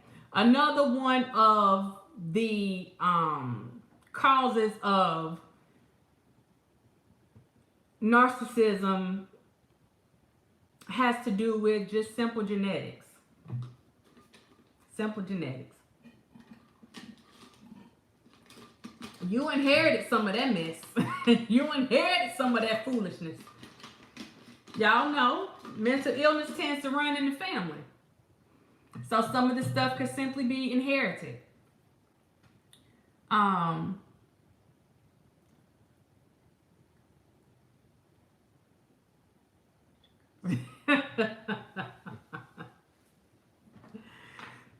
Yes, impervious. So we have the genetics here. Okay. So research has shown that a lot of times with mental health disorders, they can affect the next generation, but they often tend to skip a generation. So you may have like some crazy stuff going on, like all these people had all this stuff going on, and then this next generation comes and they may experience some stuff, but they may not know the history, or other people may not know the history of the family before that. So they may think they're just showing out or whatever when they're actually dealing with some genetic stuff that they just don't know about. And it may not hit that generation the way that it hit the generation before, but when that next generation comes along, oh my. Oh. What will we have here? The last thing that, and the information I'm giving you guys on this particular part right here with the causes, this is coming from the Mayo Clinic. So if you want to get, read a little bit more on this information, when I'm giving you about the causes, that came from the Mayo Clinic. The last one that they put out there is neurobiology. The connection between the brain, your behavior, and your thinking. Boom, let's go on into this. This is why we will address this with cognitive behavioral therapy. Because we got to try to get you to make that connection between your thinking, your brain, and your behavior. Why your thinking led to this behavior, and your behavior led to this outcome. You got me? That's really hard to do with a narcissistic person, because whenever you're doing that CBT, a person has to be able to look at stuff with a realistic lens. And those people tend not to be able to. I don't know if it's not able to or they refuse to look at things with a realistic lens. So therein lies the problem with treatment. You have to be able to make that connection. Come on, Block. I can't get you to see. You're not getting it. You start beating yourself in the head. You start beating yourself up because they're not getting it. And it's only so much you can do. It's only so much you can do. You know, you do what you can. You do what you can. So I'm going to go over some risk factors that they put out there. Some of the risk factors. Narcissistic personality disorder affects more males than females, and it often begins in the early teens or early adulthood. Keep in mind that although some children may show traits of narcissism, this may simply be typical of their age and doesn't mean that they'll develop full-blown narcissism. It doesn't mean that. It could, but it doesn't automatically mean that. Although the cause of narcissistic personality disorder is unknown, the direct cause, some researchers think that in biologically vulnerable children, parenting styles that are overprotective or neglectful, that's what we're talking about. You got one parent that's way over here and one parent that's way over there, may have an impact. Genetics and neurobiology also play a role in development. Okay, so that was just summarizing some of the stuff that we went over. Now, hold up, let me see what I'm missing. Especially when you care for the client. Yeah, it hurts. I promise it does. No, you cannot. I need a cigarette right now and a drink. That testosterone factor. Oh, I say what? You know what? We're going to get on the Oedipus. Well, Pico mentioned it earlier. We're going to get on old Oedipus over here. We're going to get on old Oedipus. So some of the complications that come along with this. Some of the complications. We mentioned one before. These people tend to have relationship difficulties. It doesn't matter what kind of relationship. Friends, co-workers, family, marital, any type of relationship. They tend to have difficulty maintaining appropriate relationships with people. They have difficulty with that. The next thing is that person tends to have problems at work and or school. I would assume that it's due to the fact because they have difficulty forming proper relationships or maintaining relationships with people. That's hard. When you're in school, you have to be able to communicate effectively with other people to get the things done that you need to get done. Pico had asked about Oedipus before, and then Jersey Girl. Other complications we talked about before, depression and anxiety. So that goes along with depression and the moodiness that we talked about earlier. That person tends to be very anxious, to the point it might come across like that person has ADHD or ADD. They can come across very anxious and find themselves in a panic. This person tends to have or can have physical health problems because of all the other stuff that they have.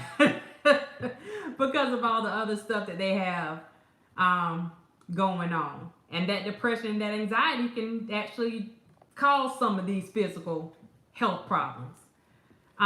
This person can sometimes have problems with drug and or alcohol use because they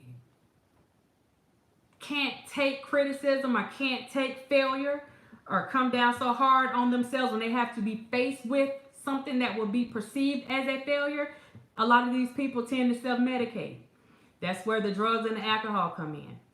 And their mind, it's going to help them deal with that problem. It makes it go away at that particular time. But we all know when you're dealing with substance abuse, yeah, it may make you feel good at that particular time, but when you come down on whatever high you're on, those problems are still there. And now, with you doing whatever you're doing, you probably made them worse. You probably exacerbated the problems and made the stuff worse than it was from the beginning. But when people are using these things to self-medicate, they don't think about that. Or you have some that do say, I know it's not going to make it go away, but it'll make me feel better.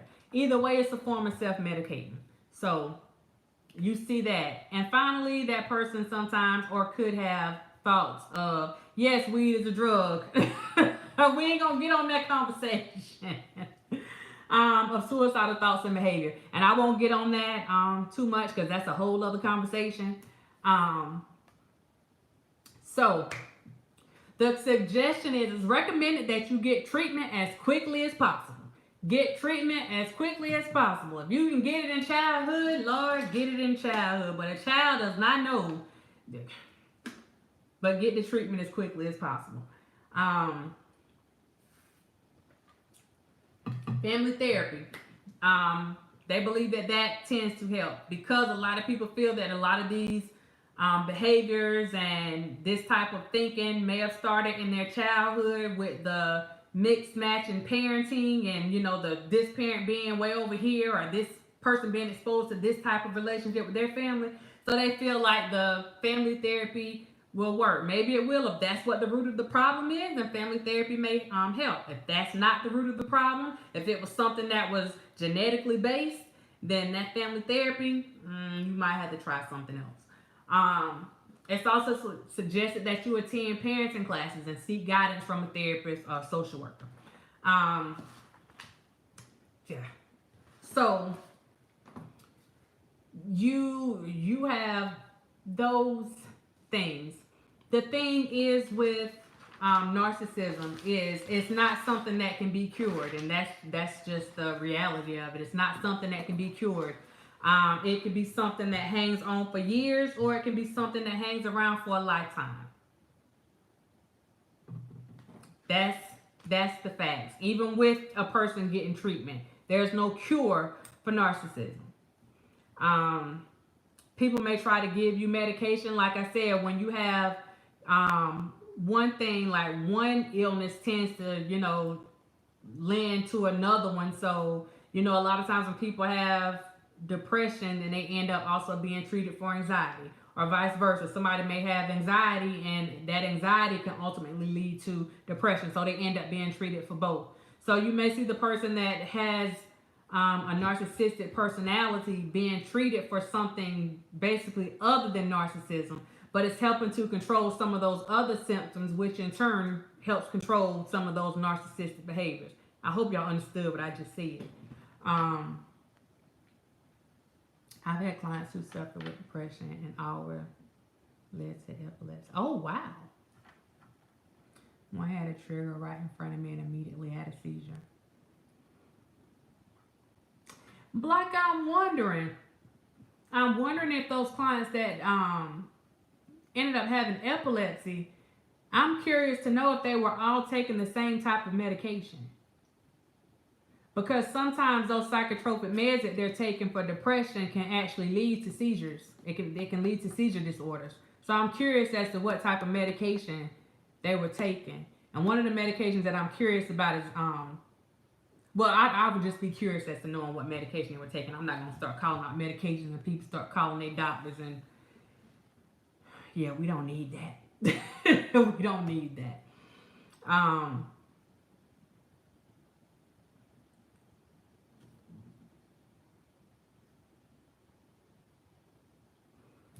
Okay. But she's in church every Sunday.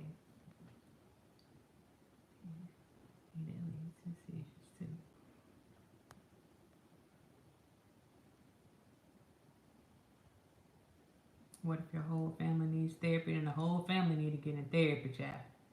I have a sis who's a drug abuser and said many years ago she loves smoking crack and never going to stop. Casey, that's I just saw your comment.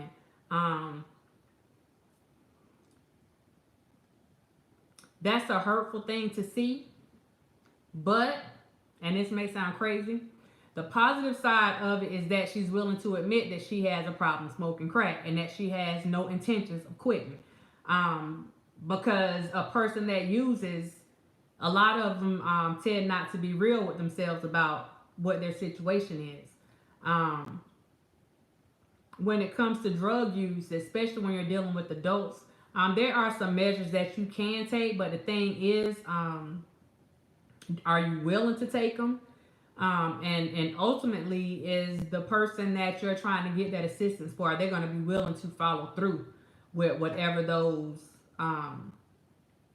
the things that you put in place? Like, there's a thing called a judicial commitment, right?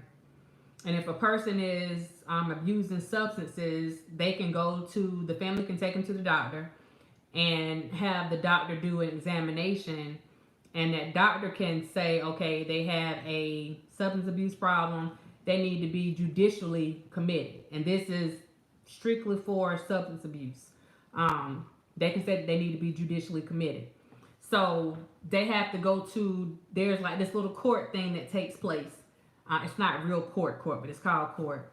And as long as you have your PCP sign off on that paperwork, then I will go ahead and I got to go and find you a facility to stay in. It'll usually be a mental health facility that deals with dual diagnosis. So if they only deal with mental health issues, then that's not where I'm trying to send you. I have to find that person that knows how to deal with that dual diagnosis, with that substance use disorder, along with that mental health disorder, because they usually go hand in hand. So you can do something like that, and with that judicial commitment, then you can have them committed based on that. You can try to get them to go to treatment, but the thing is with treatment, if they're not court ordered, if a judge didn't sign that paperwork for them to go, then they can leave whenever they want to leave. So ultimately, the decision for them to quit and not do whatever they're doing, they have to, one of the things that that I hate to say my guys, but they get on you say your guys. Some people tell you that they have to get to the point of being sick and tired. Like some of them have to reach rock bottom. Now the thing is, everybody's rock bottom is different. So until she gets to that place where, go ahead, spit and fire, go ahead. Um, some people, they like something has to shake them. You know what I'm saying? And that's when they'll go and make a change. Like some people, they have to get shook to the core for them to decide that they have to go and make a change. It may be that they get put in prison. It may be that they have 803-888-8268. 803-888-8268. Thank you, Jersey Girl. But they have to have that rude awakening that makes them want to do something. But usually when somebody that's like far gone, spitting fire sales drugs for the life. What you selling? But yeah, a lot of times those people, they have to like really go through something that almost forces them to want to do something different. But it does get to a point where you have to make the decision. Other people can't make it for you. I mean, they can tell you that they want you to quit. They can, a lot of people, they do interventions and stuff like that. But until that person acknowledges the fact that they have a problem and that it's really affecting their life on a daily basis, it's affecting your job, it's affecting your school, it's affecting your finances, it's causing you legal problems, whether it be DUIs, DUS, like whatever it is, public drunk, public intoxication, like you just find yourself being caught up in some stuff because you were using, or you're stealing, robbing, like whatever it is, because I mean these things all tend to go together. So you'll find she a tough cookie. You'll find a lot of people that have narcissistic behaviors tend to get caught up in a lot of legal issues too, and that's just because a lot of them think that they can beat the system. They think that they can get by with stuff that regular people can't get by. And I'm saying regular, like ordinary people can't get by with because they're smarter than everybody else, because they're superior. So they tend to be a little bit more, have that evil Knievel thinking going on. Because, I mean, they can out-talk anybody. A person like that is usually a pretty good car salesman. They can sell your car with no tires on it. But yeah, so that's a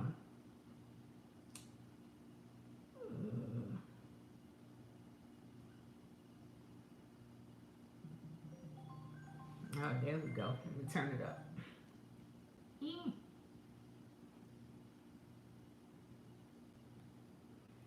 Spitting fire.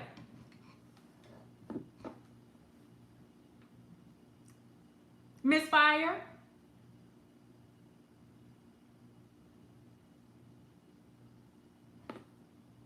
Okay, we lost her. Wait for the call back.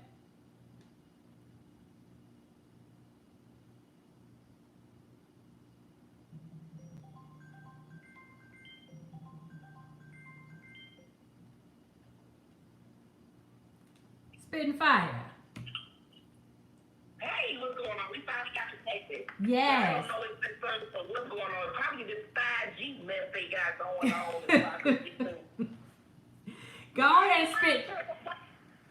My internet ain't working, going slow. The TV going slow. I'm like, this ain't no coincidence with the corona stuff going on. Ain't no coincidence. But that bill come, they still want their money. Hey, they gonna get that money.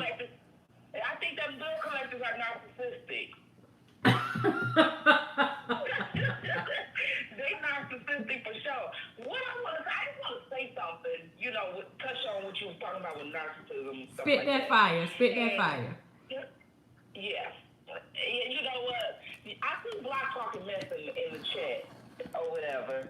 You know what I'm saying? So I understand why you do me. I freaking anyway, what I want to say is, everything that you spoke on when you were talking about narcissism and what you're touching on tonight is the truth. It really is. But what I want the chat to understand is that there are people in our lives that are narcissists that we deal with on a daily basis. That's right. On a daily basis, everywhere we go. There are people who have other type of mental issues and stuff like that. So when you have people that say, oh, that's your friend, or that's your this, and that's your, we really cannot pinpoint who has this and who has that or whatever, because they may have it, but that doesn't mean that you don't be involved with them or you don't deal with them. Mm-hmm. You understand what I'm saying? We have that everywhere we go. Right. If I decided that to be honest with you, if I decide I'm not dealing with no narcissistic people, I'm not dealing with nobody with anxiety, I won't have nobody around me then. You won't be able to hang around yourself. You get what I'm saying? Like, we all have some issues and stuff. So I just want the chat to understand that when you talk about something, with your expertise, you're speaking on what you have, diagnosed, or what you have witnessed, or what you've studied, and what you experienced over the years dealing with different people and clients. But it doesn't mean that it's a thing to where they can look down upon people or whatever, because there are treatments out here. Like you said, there's no cure for a lot of things mentally. So we can try to treat things the best that we can. People that suffer from these mental illnesses or issues or whatever. And I'm quite sure some people think that I have some mental issues or illnesses or whatever. However, the fact of the matter is that we all have some things that we're going through in life. We all know somebody that is not perfect. Okay, so somebody said something in the chat, and I just wanted that person to understand that if I'm your friend, sometimes if the issues are not bad enough to where it warrants me to have to leave you alone, but if I am your friend, I'm your friend with your good and your bad or whatever, and I just know that there's a certain way I have to deal with you. I can't deal with you the same way I deal with someone else, because everyone is different. You understand what I'm saying? So I know how to deal with this particular guy who may be egotistical or whatever, but I know I can deal with this person a little bit different. You know what I mean? But I learned how to get away with it. And when it gets to the point where I can't deal with that, then I know how to remove myself. But I don't want people to think that because you rock with someone or you down with someone that you don't see their behaviors, or that you condone their behaviors, or that these people don't have issues either. We as a culture have to understand that we're not perfect people.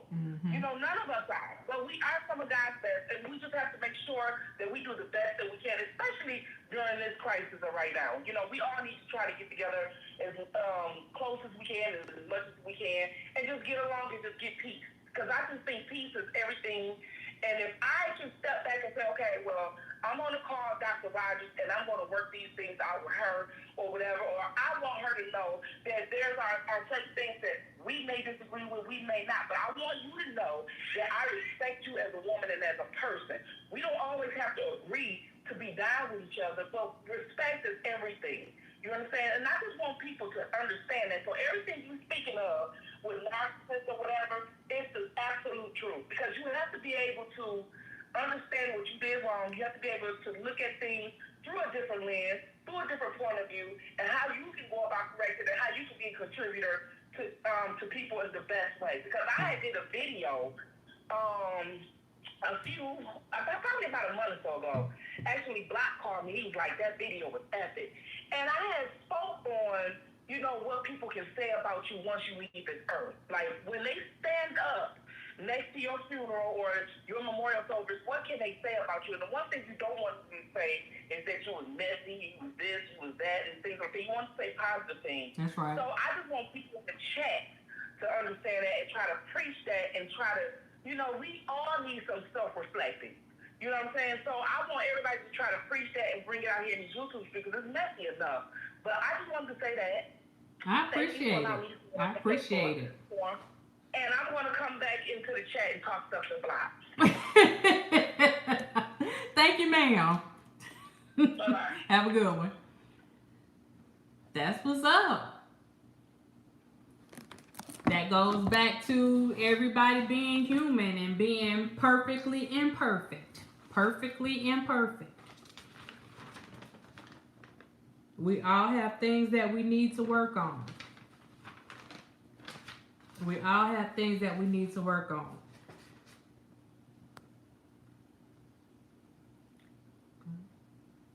I have a question for Black Eye Dot. Why can't a narcissist change, or why is it so hard for them to change? Let me see. Unconditional love can help remove gender roles.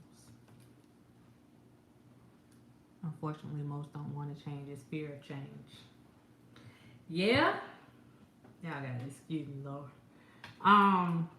That it has a lot to do with it. They have to be willing to acknowledge certain things. And it's just like somebody that has somebody that's depressed or somebody that has anxiety.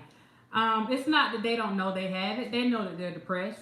They know that they are, when somebody is feeling anxious, you know that you are feeling anxious. There are physical changes in your body that take place that let you know that those things are happening. It's about whether or not you actually want to try to get some control over it. And that's basically what it boils down to. Even if you're dealing with a psychotic disorder, of course, there are going to be times when you cycle, and even with medication, you're not going to be able to control everything. But you do know that as long as you take that medication, you're going to be able to function. It may not be the way that another person functions, but you're going to be able to function in your day-to-day.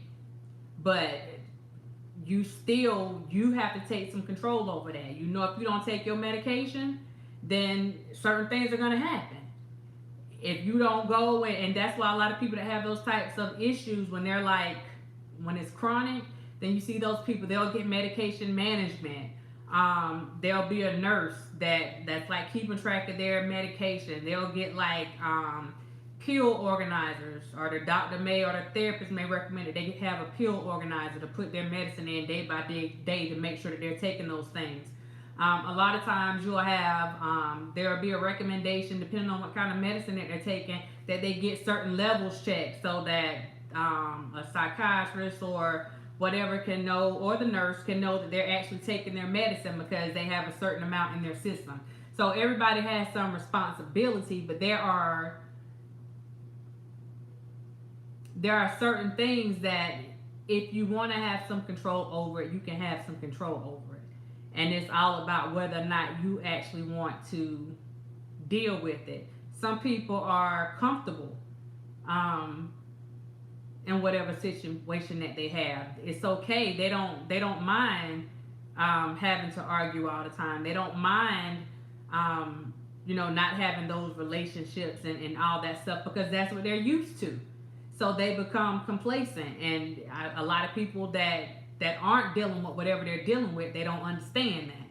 So those are the things that that seem to kind of shake people, because they don't understand, like, why isn't this person not responding, or why do they keep doing A, B, and C, or oh, there we go.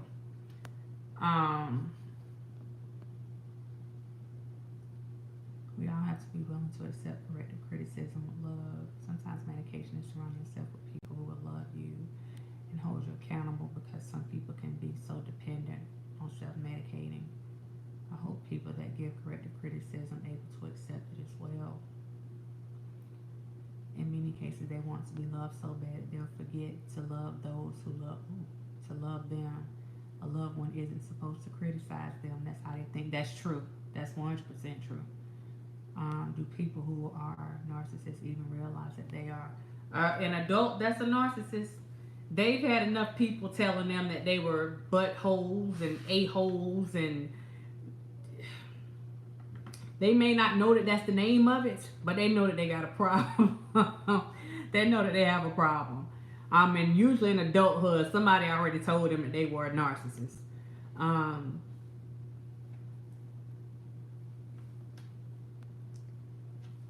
There are people who like to correct others but can't take what they dish out. I think that's everybody. I think everybody has a bit of that. If we think we're right, then we're right, And you know, it takes a strong person to like sit down and really listen to what another person has to say whenever they believe that they're right.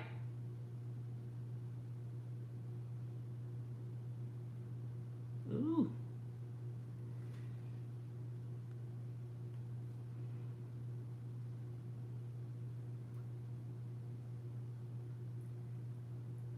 If the spirit leads you, do what you gotta do. If the spirit leads you, if it moves you, do what you gotta do. I have to deal with so many different things in my life, and that can be very overwhelming. It gets overwhelming. It does get overwhelming. Back in the day, the narcissist was just called the black sheep of the family. I hate to be criticized, but I accept criticism anyway. Um,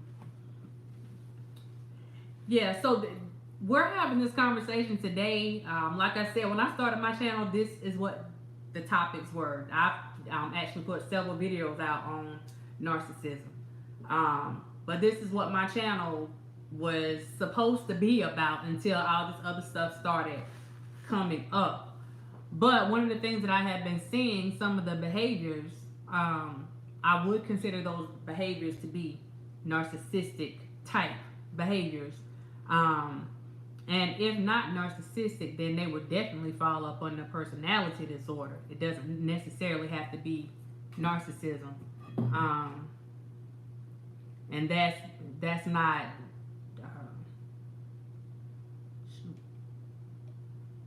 being judgmental. That's just looking at the situation as okay. Looking at the situation that's going on, the situations that are going on.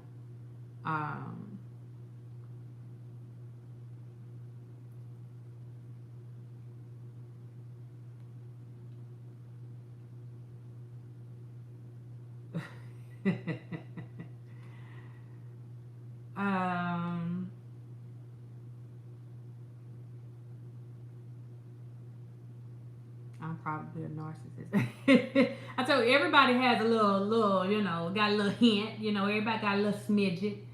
Um,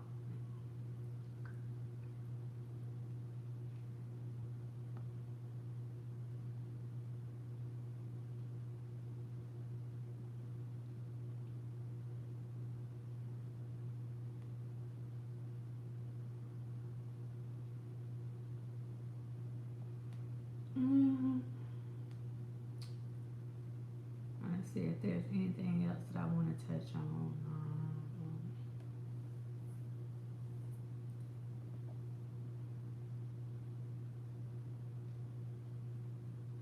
In here.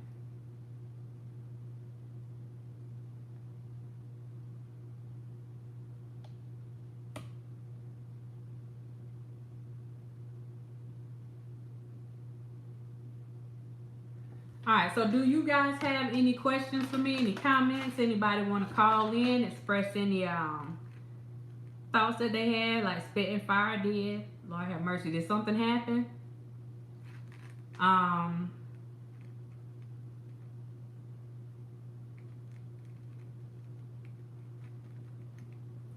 make me go and get the strap. Oh Lord, what Arista say? Hold up. You're welcome, Bobcat.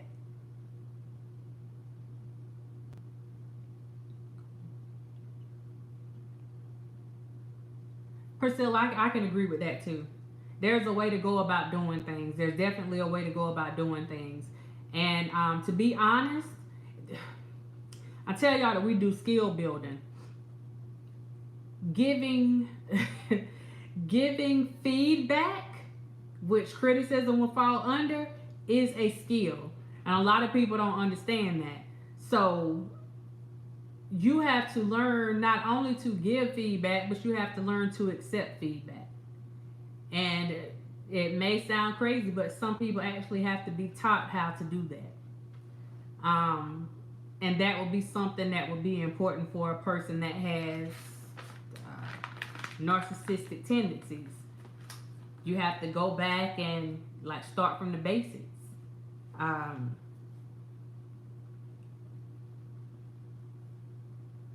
But that's one of the things that we trained kids on, well, shoot, adults too. giving and accepting feedback.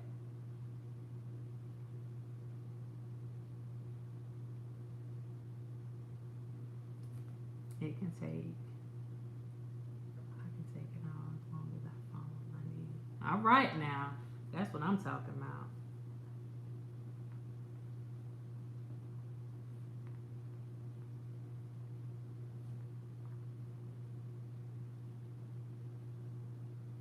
You first have to understand that criticism isn't a bad word. That's right. That's right. Block that. I put criticism and consequence or consequences. I put those in the same category. Those two C words, when people hear them, they automatically go to the negative. And neither one of those are necessarily negative. When people hear consequence, it's always discipline. But you can have positive consequences and negative consequences.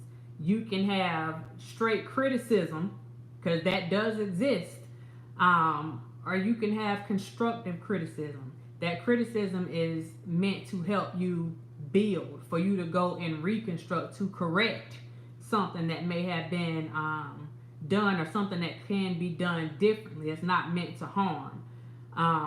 But it's all about perception. At the end of the day, how you perceive whatever's being said is about how you perceive it. And that is based on the individual person. Actually, let me take that back. The persons. Because you have the person that's delivering the message. So it depends on how they're actually trying to deliver that message. And then it goes to the receiving end of that message, how that person is perceiving the message that is being given. So it just, again, it comes down to perception. You're looking at perception, you're looking at people's thinking, and it can be passed on based on a past event, like when they were in another situation that was similar. Maybe somebody came at them a certain way and they felt a certain type of way. So anytime somebody comes at them trying to talk to them about that particular thing, then they start perceiving it as criticism, negative criticism. Even if it's something that's not negative, it could be something where somebody's telling them something helpful, something positive to help them, and they just don't see it that way. Because they've trained themselves to believe that every time somebody says something, that it's automatically negative. So you have to admit that some people say things just to hurt your feelings. Of course they do. They sure do. True story.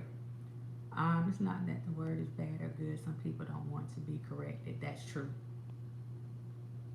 I ran into my ex today and there was no social distancing. His cologne was all over my jacket. Really, Casey? Really, Casey? Really? Coronavirus is getting real. My thing is, we can be corrected and take corrective criticism all day on our job, but not from others that may be trying to help. So I guess people pick and choose who they want to. That's true. Like that's fact. People do pick and choose. People do pick and choose. Once again, it's certain people. When it's on your job, you know, unless you just don't give a rat's behind, you know that when your boss or your supervisor comes and gives you this information, that you can't come at him or her any kind of way, right? So you're going to accept that. You may go and talk up under your breath and walk off, swinging your shoulders and kicking your feet like somebody done stole your bike. But you're not going to, give that smoke to that supervisor because you know what it is. But what usually happens is that little anger and frustration that you feeling towards your supervisor, you're going to take that mess to your house. And whoever is in your house is going to get the brunt of whatever happened with that supervisor. So you're going to transfer all that negative energy that you got from not being able to say something to that supervisor for giving you what you perceived as negative criticism. You're going to transfer that right on over to your spouse, your girlfriend, your boyfriend, your children, the neighbor next door, the child that may run across your grass, whatever. Somebody going to get it. Have a good night, Lisa, and thank you. Thank you, thank you, thank you.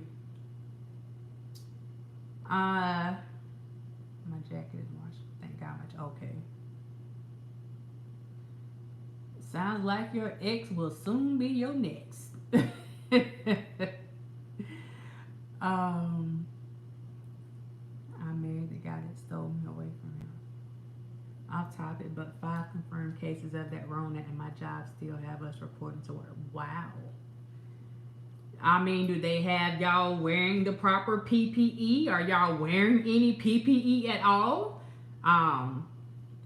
Because I don't know what kind of work you do. Because that's my concern, that a lot of employers are not properly looking out for their employees, and I have a major problem with that. They still trying to make their money, but if your employees aren't taken care of,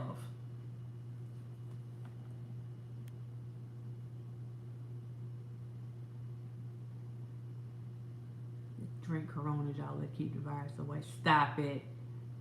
Eugene Banks, Eugene Banks that played for Chicago Bulls. Okay. Schizophrenia, anxiety, OCD, dementia, bipolar, ADHD, PTSD, clinical depression, autism. Some people have all these. I do. Spitfire, you saying they got them all at one time? I hope not. Are you just naming them? Because it's a lot of stuff floating around. And most of the people that have, certain things going on, you're not going to know unless they tell you. You wouldn't know. No PPE, the news. What?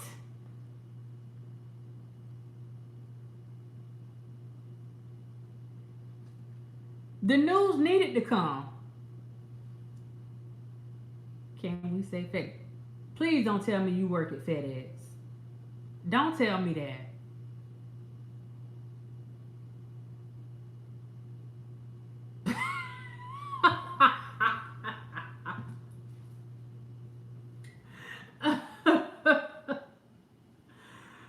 Blog. Spitfire say you need some help. You need some help. I'm gonna say it's not necessary to they can tell people not to shut down, but I don't know if y'all saw the press conference today. Oh wow. Pico, do you work for them like contract FedEx, or you work for FedEx through the feds? That's what we need to know. Because if you working with FedEx through the feds, then we got a problem. Well, I take that back. Because y'all are essential workers. Let me take that back. But you need to have that PPE. But to be honest, a lot of people that are working under a particular system aren't getting any type of protection. So there you go. So let me be careful with that before I have somebody calling me. It is what it is. She get on my nerves.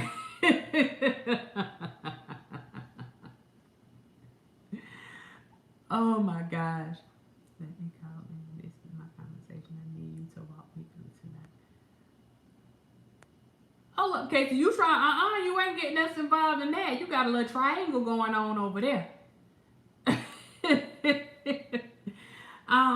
There was a press conference today, and I don't know if the guy was the governor. What was he? I don't know what his position was in Georgia. But he admitted today that he didn't know that asymptomatic people could spread the virus. That is what Dr. Fauci has been saying the whole darn time. That is the problem that people had. That's why the virus has been spreading like it has, because you have asymptomatic people that have no symptoms. That's how Idris Elba ended up with it. You have people that have no symptoms. They don't know that they're spreading the virus around, and they feel fine. They're not sick. They don't have a fever. They're not having trouble breathing. They haven't come to the point where they lost their sense of taste and smell. Like they're not experiencing that stuff. And this guy said today that he just realized that asymptomatic people were. That's not good. That is not good. Brian Kemp, thank you. That's not good. So you have people that are still holding on to this conspiracy theory thing. Whether you think it's a conspiracy, like that part is on you. But to think that it's not real, that's where people like, Yeah, it's real. Coronavirus. It's hitting real. I mean, it's, oh, Lord have mercy. They need to take people's lives more seriously, and that's just all I'm saying. I had a package that was delivered to me yesterday, and it came from my job, right? And it's some stuff that I had to sign, and I had to get back to them. The girl from she worked with UPS. So the girl that brought the stuff, it was a young black girl. She's come here before and dropped some stuff off. But she came to the door. All she had on a pair of gloves. She didn't have anything on her face. But she brought the package to me, and she was like, "Oh, I meant to tell you, I had brought a package over here. It was actually 2 envelopes that she bought." She said, "I bought it, and they told us to go ahead and sign the package because of the corona stuff." And I'm sitting here like, I know good and darn well you ain't going to sign something for me. But that's the precautionary measures that they're telling them to take. But I'm just sitting here like,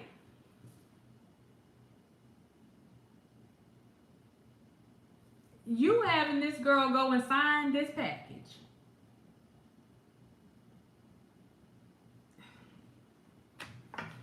But she riding in the car, and if she riding in the car and the stuff in the car got coronavirus, and she just sitting there inhaling the stuff, and okay, let me go.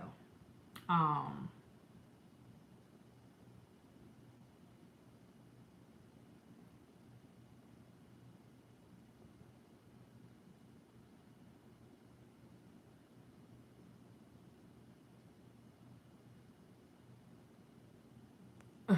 we have several confirmed cases of still. Cases unlike anyone. Wow. They're taking care of us financially though. If I had high risk health issues, I could have been paid off 6. I could have been off 6 paid weeks.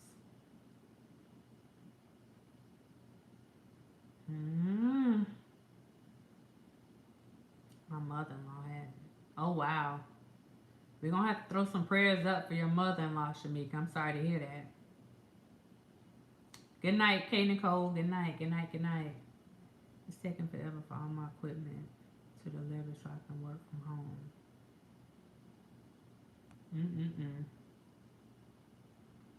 I thought we all should be protecting ourselves. Some people are saying it's 5G red. I don't buy into that. I don't buy into the 5G radiation thing. I it's no different than SARS. It's no different than some of the other stuff that we've had. It's something that we're gonna have to go through. It's definitely something that we're gonna have to go through. And as time progresses, we're gonna go through a lot of other stuff. We're gonna go through a lot of other stuff. You know, in the old days, you had malaria and all kind of stuff that was like really spreading. Like we see this stuff spreading now. So you can only imagine how stuff would look if we had social media way back when people had to be quarantined all those years ago. So now with us experiencing something, it's like just people putting a lot of stuff out there. But the problem is if the people aren't putting the right information out there,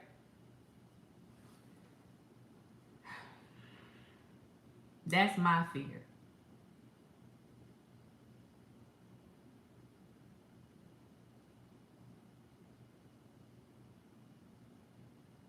I have a 5G. I'm selling it.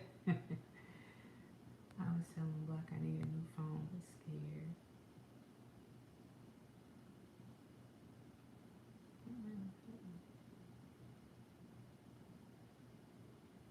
Cosmic radiation suspected tonight. Please electronics by 12 a.m. They issuing a $5,000 fine and possible jail time if caught out. The government issued us letters to drive around with to prevent arrest and fines. I'm still not going out.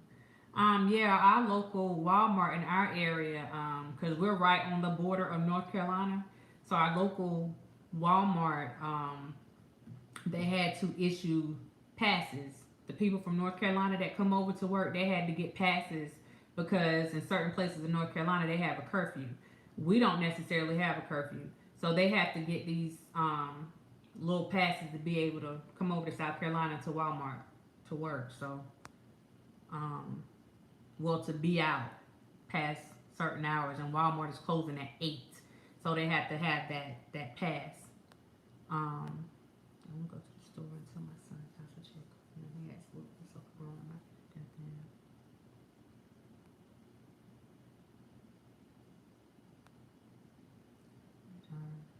Burn up today for taking a 28-minute break instead of 15. I was going to reduce it and even take in consideration that we got work during this pandemic.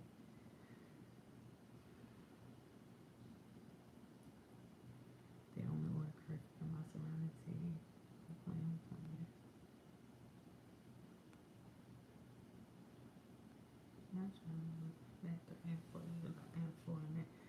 Casey, y'all can file a case on that if y'all wanted to. They can't do that.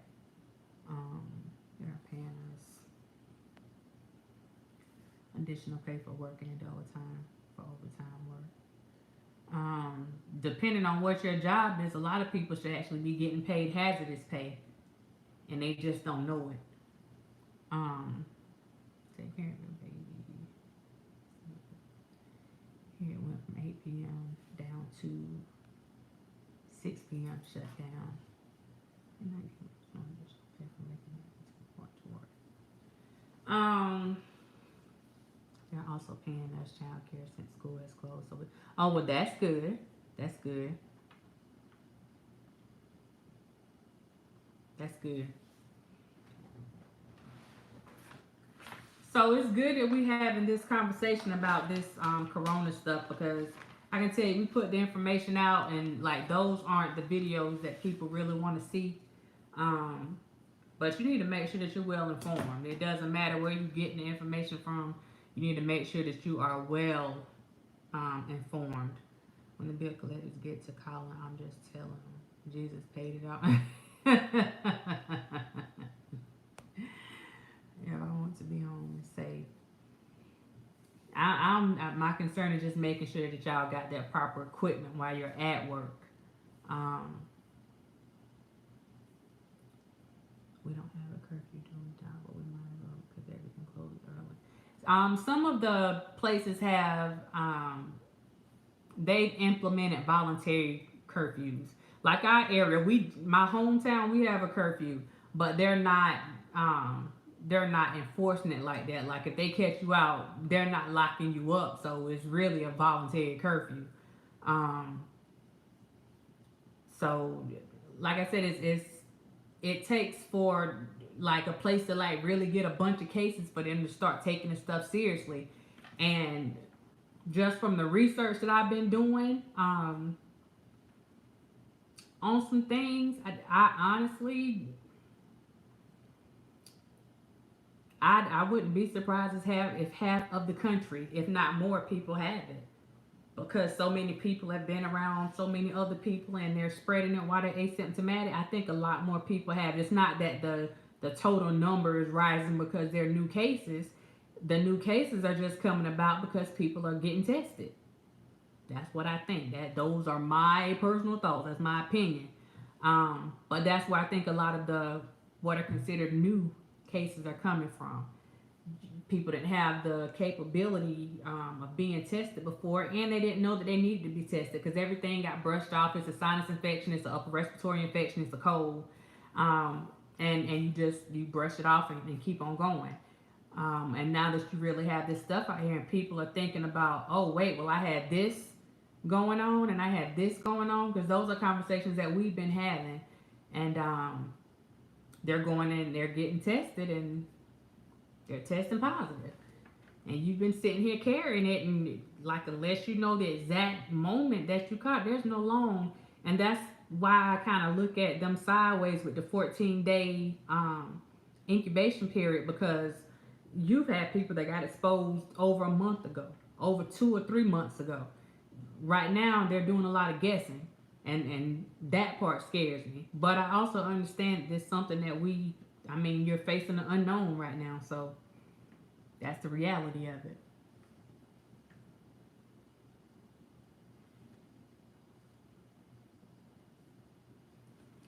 We even have text here this time.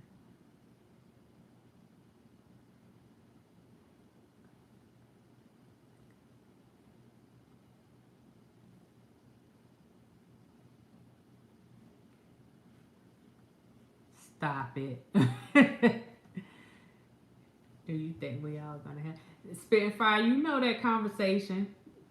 I'm telling you, I'm thinking that most of us have been exposed to it at some point. That's my belief. You know the conversation that we had, and even down to the stuff with my brother. Like I said, I won't go into detail with it, but yeah. So I just think more people have been in contact with it. We didn't have a test for it. They didn't know what to call it, and now you're sitting here and you have all these cases, and yeah, I don't know.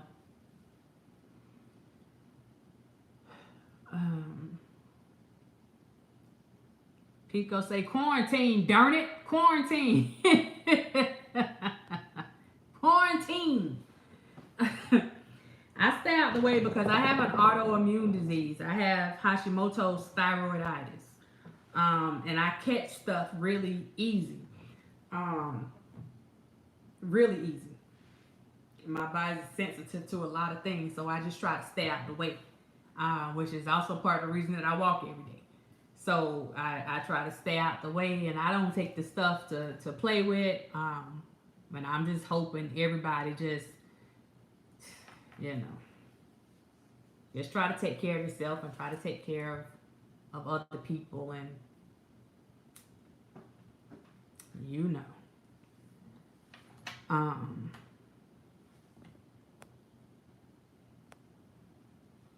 I see her old an email stating that another client of mine tested positive. Didn't mention who. I was the only person to respond, asking who they're hiding behind HIPAA. Wow. Wow. So did they say that they had any are they planning on making sure that everybody from the job gets tested? Because I'm sure they know who had contact with that client.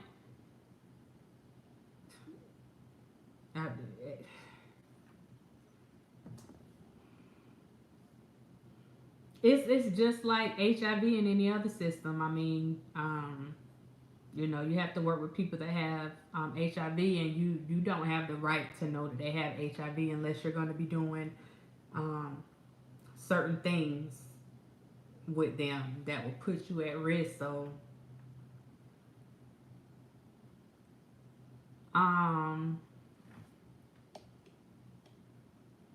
Carolina Epiphany 843 at gmail.com.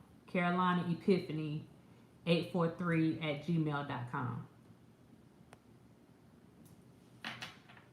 Jasmine, hey, how you doing? They need to give a curfew in New York because these people are not taking it. And that scares me too in New York because Pico, y'all may end up getting hazardous pay. I don't know if you're part of the union, but if you go and look at some of the union websites, you see that they're fighting now for hazardous pay. Different agencies are fighting for hazardous pay. I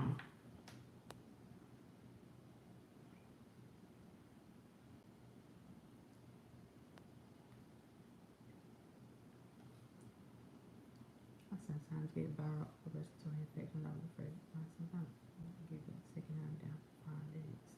Yeah, you have to be careful with that. You have to be careful. I saw K Baby saying something about sinus surgery. I had sinus surgery maybe 2 years ago. I'm not gonna go into any detail about that. I'm gonna just go on another conversation. They will not tell you any names. They need to. Oh yeah, what I was saying about New York. New York has become the epicenter for the coronavirus in the United States. So for them not to be like issuing mandatory curfews, I don't understand that. And I see that people have been going back and forth with Cuomo and all this stuff, and they seem to be focused on um, this criminal justice reform and this bail reform. And I don't know, who seemed to be doing good with the corona stuff at first, and then it seemed like they got sidetracked. I don't know what's going on over there, but yeah, it's not a good look. It's not a good look, and too many people come through New York. Like that's sad. That's really sad. Um, I have stage 5 kidney disease. Angela, oh my God, please be careful. That's the sad part about it with government. I ask who just to see if they valued us and the work that we do. They shut the shelters down though. But they still need to make sure that everybody gets tested. It needs to be mandatory. That's what I'm not getting.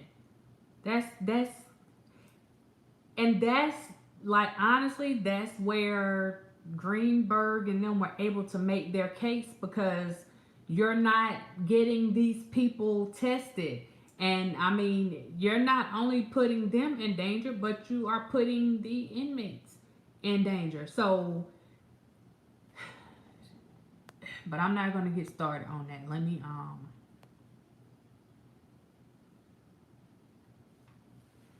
how much is hazardous pay? That would just depend on the agency or the company or whatever that you work for. Um, and I think it's like they would probably have to have like a God knows, a MOA, um, with the Department of Labor or something to try to get something worked out for their workers or whatever. But it's almost like, being in the military and being exposed to hazardous stuff. And that's the reason why, when they go to certain areas, they end up getting hazardous pay because of the stuff that they're possibly exposed to. So if you're being made to go to work and you're possibly being exposed to that stuff, then why shouldn't you get hazardous pay like anybody else? So just saying.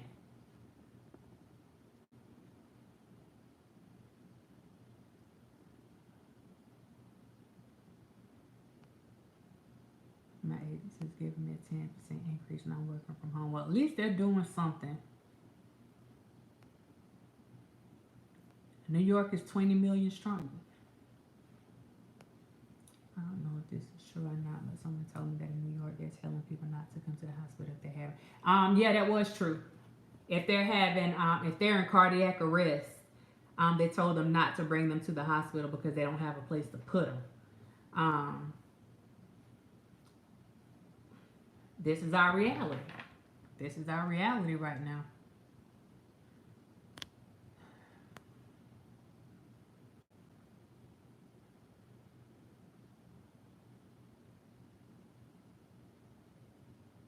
Just until the government shut the USA down for 2 weeks to get this under control, the president leaving it up to every government to decide. I ended up going to a testing site at FedEx Field where my Redskins beat up on. Don't do that. Don't do that, Block. Oh. Don't do that. um, I'm awaiting results 3 more days. And 3 more days. Trial and error, I agree. It needs to be more than 14 days. 14 days is a guess. I'm working on.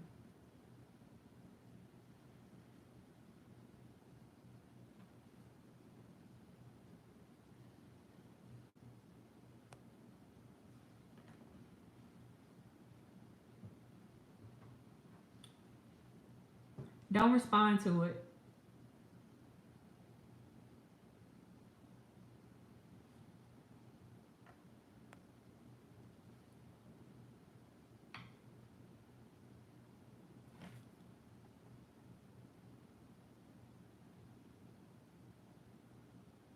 One second, y'all.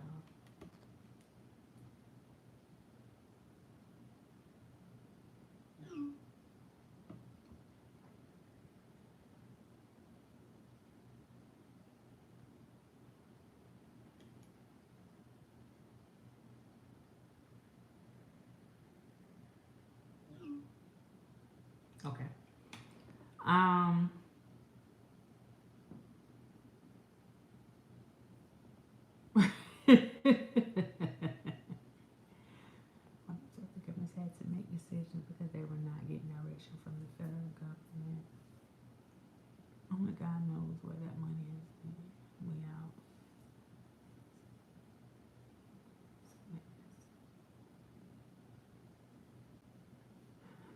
2 weeks is better than 30 days or longer. Y'all, this stuff is real. It's real.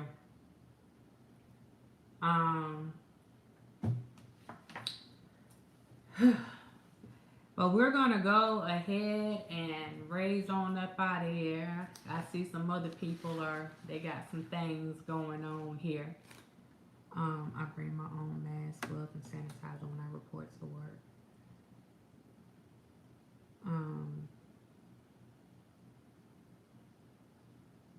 Good night, trial and error. Be safe, love. Be safe. Please be safe.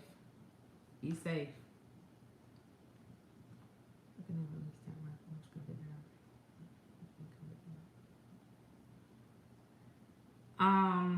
No decisions have been made on the second person that you mentioned. No decisions have been made yet. According to his attorneys, they have time to submit. Actually, let me say this the right way.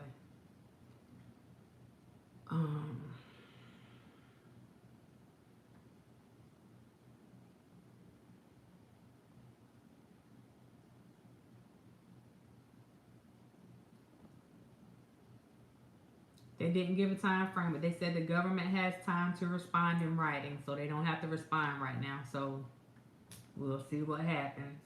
That's what it is.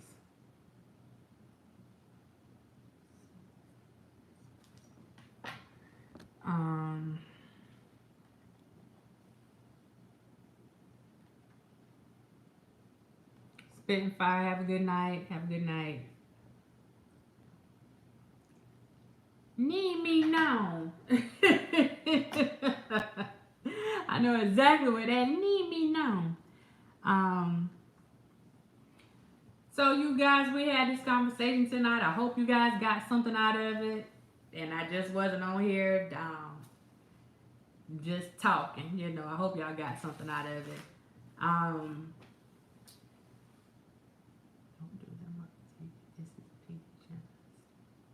Snitchy 69 gets to go home.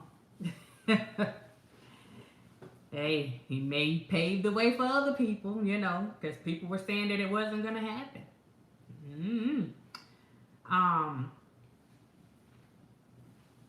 So you guys have the information on this. Like I said at the beginning, please don't go around trying to diagnose people, because this video was not about diagnosing people. It's just about you recognizing it for what it is, so that if it's happening or you are going through any of these things, you see them in yourself, you see them, some of the stuff on other people, you will know what you are working with or what you are dealing with, and possibly know how to handle that situation. So that's what this is all about. So please don't go buying, you know, a DSM 4, 5, 6, 7, 8. Don't ask Block for his DSM. Don't. You know, this is just for information purposes only. Oh Lord, Block got a diagnosis. Since we're not having a slumber party with Caroline, don't you do it, Block. Pootie. I guess I wish everyone a wonderfully peaceful evening. All right, good night, Block. It was a wonderful live, Dr. Writers. Thank you for hosting. Thank you, Jersey Girl. This was so good. Looking forward to another one. Thank you, Doc. Thank you, Priscilla. Pico, I love it too. Spirit Fire ain't going nowhere. I love this live. Don't look out and late. Very productive content. Thank you, Casey. Good night, everyone. Love y'all and be safe, beautiful people. Thank you, Shamika. Again, thank y'all, and for everybody that bless, you know, drop these blessings in the chat. I thank you, and you know I believe in paying it forward. So we shall see it again. I want to G2G. You know we ain't doing a sleepover, but I call you. James, thank you, James. You be safe. Everybody be safe, y'all. Good night, everyone. This was an awesome video. Thank you, Arissa. You be safe. Y'all be safe. Just be safe and stay prayed up. Please, please, please. And don't forget, you and your family, y'all come first. You know, we need a job, but you and your family come first. That's all I'm saying. We were educated tonight. Okay. All right, y'all. So thank you for tuning in. I appreciate you. I love you guys in real life, like for real, for real. Um, and I just, just pray that we all be safe.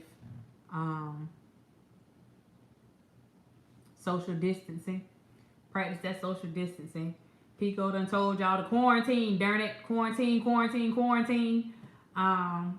Thank you, Shamika. PSA, practice that hygiene, hydrate, hydrate, hydrate. Jersey girl, don't put that PSA out there real quick. Drink that water.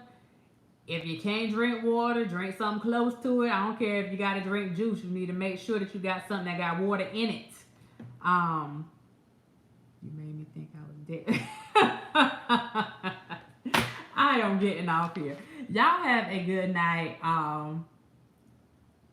Y'all have a good night, and I'll see you next time. Bye.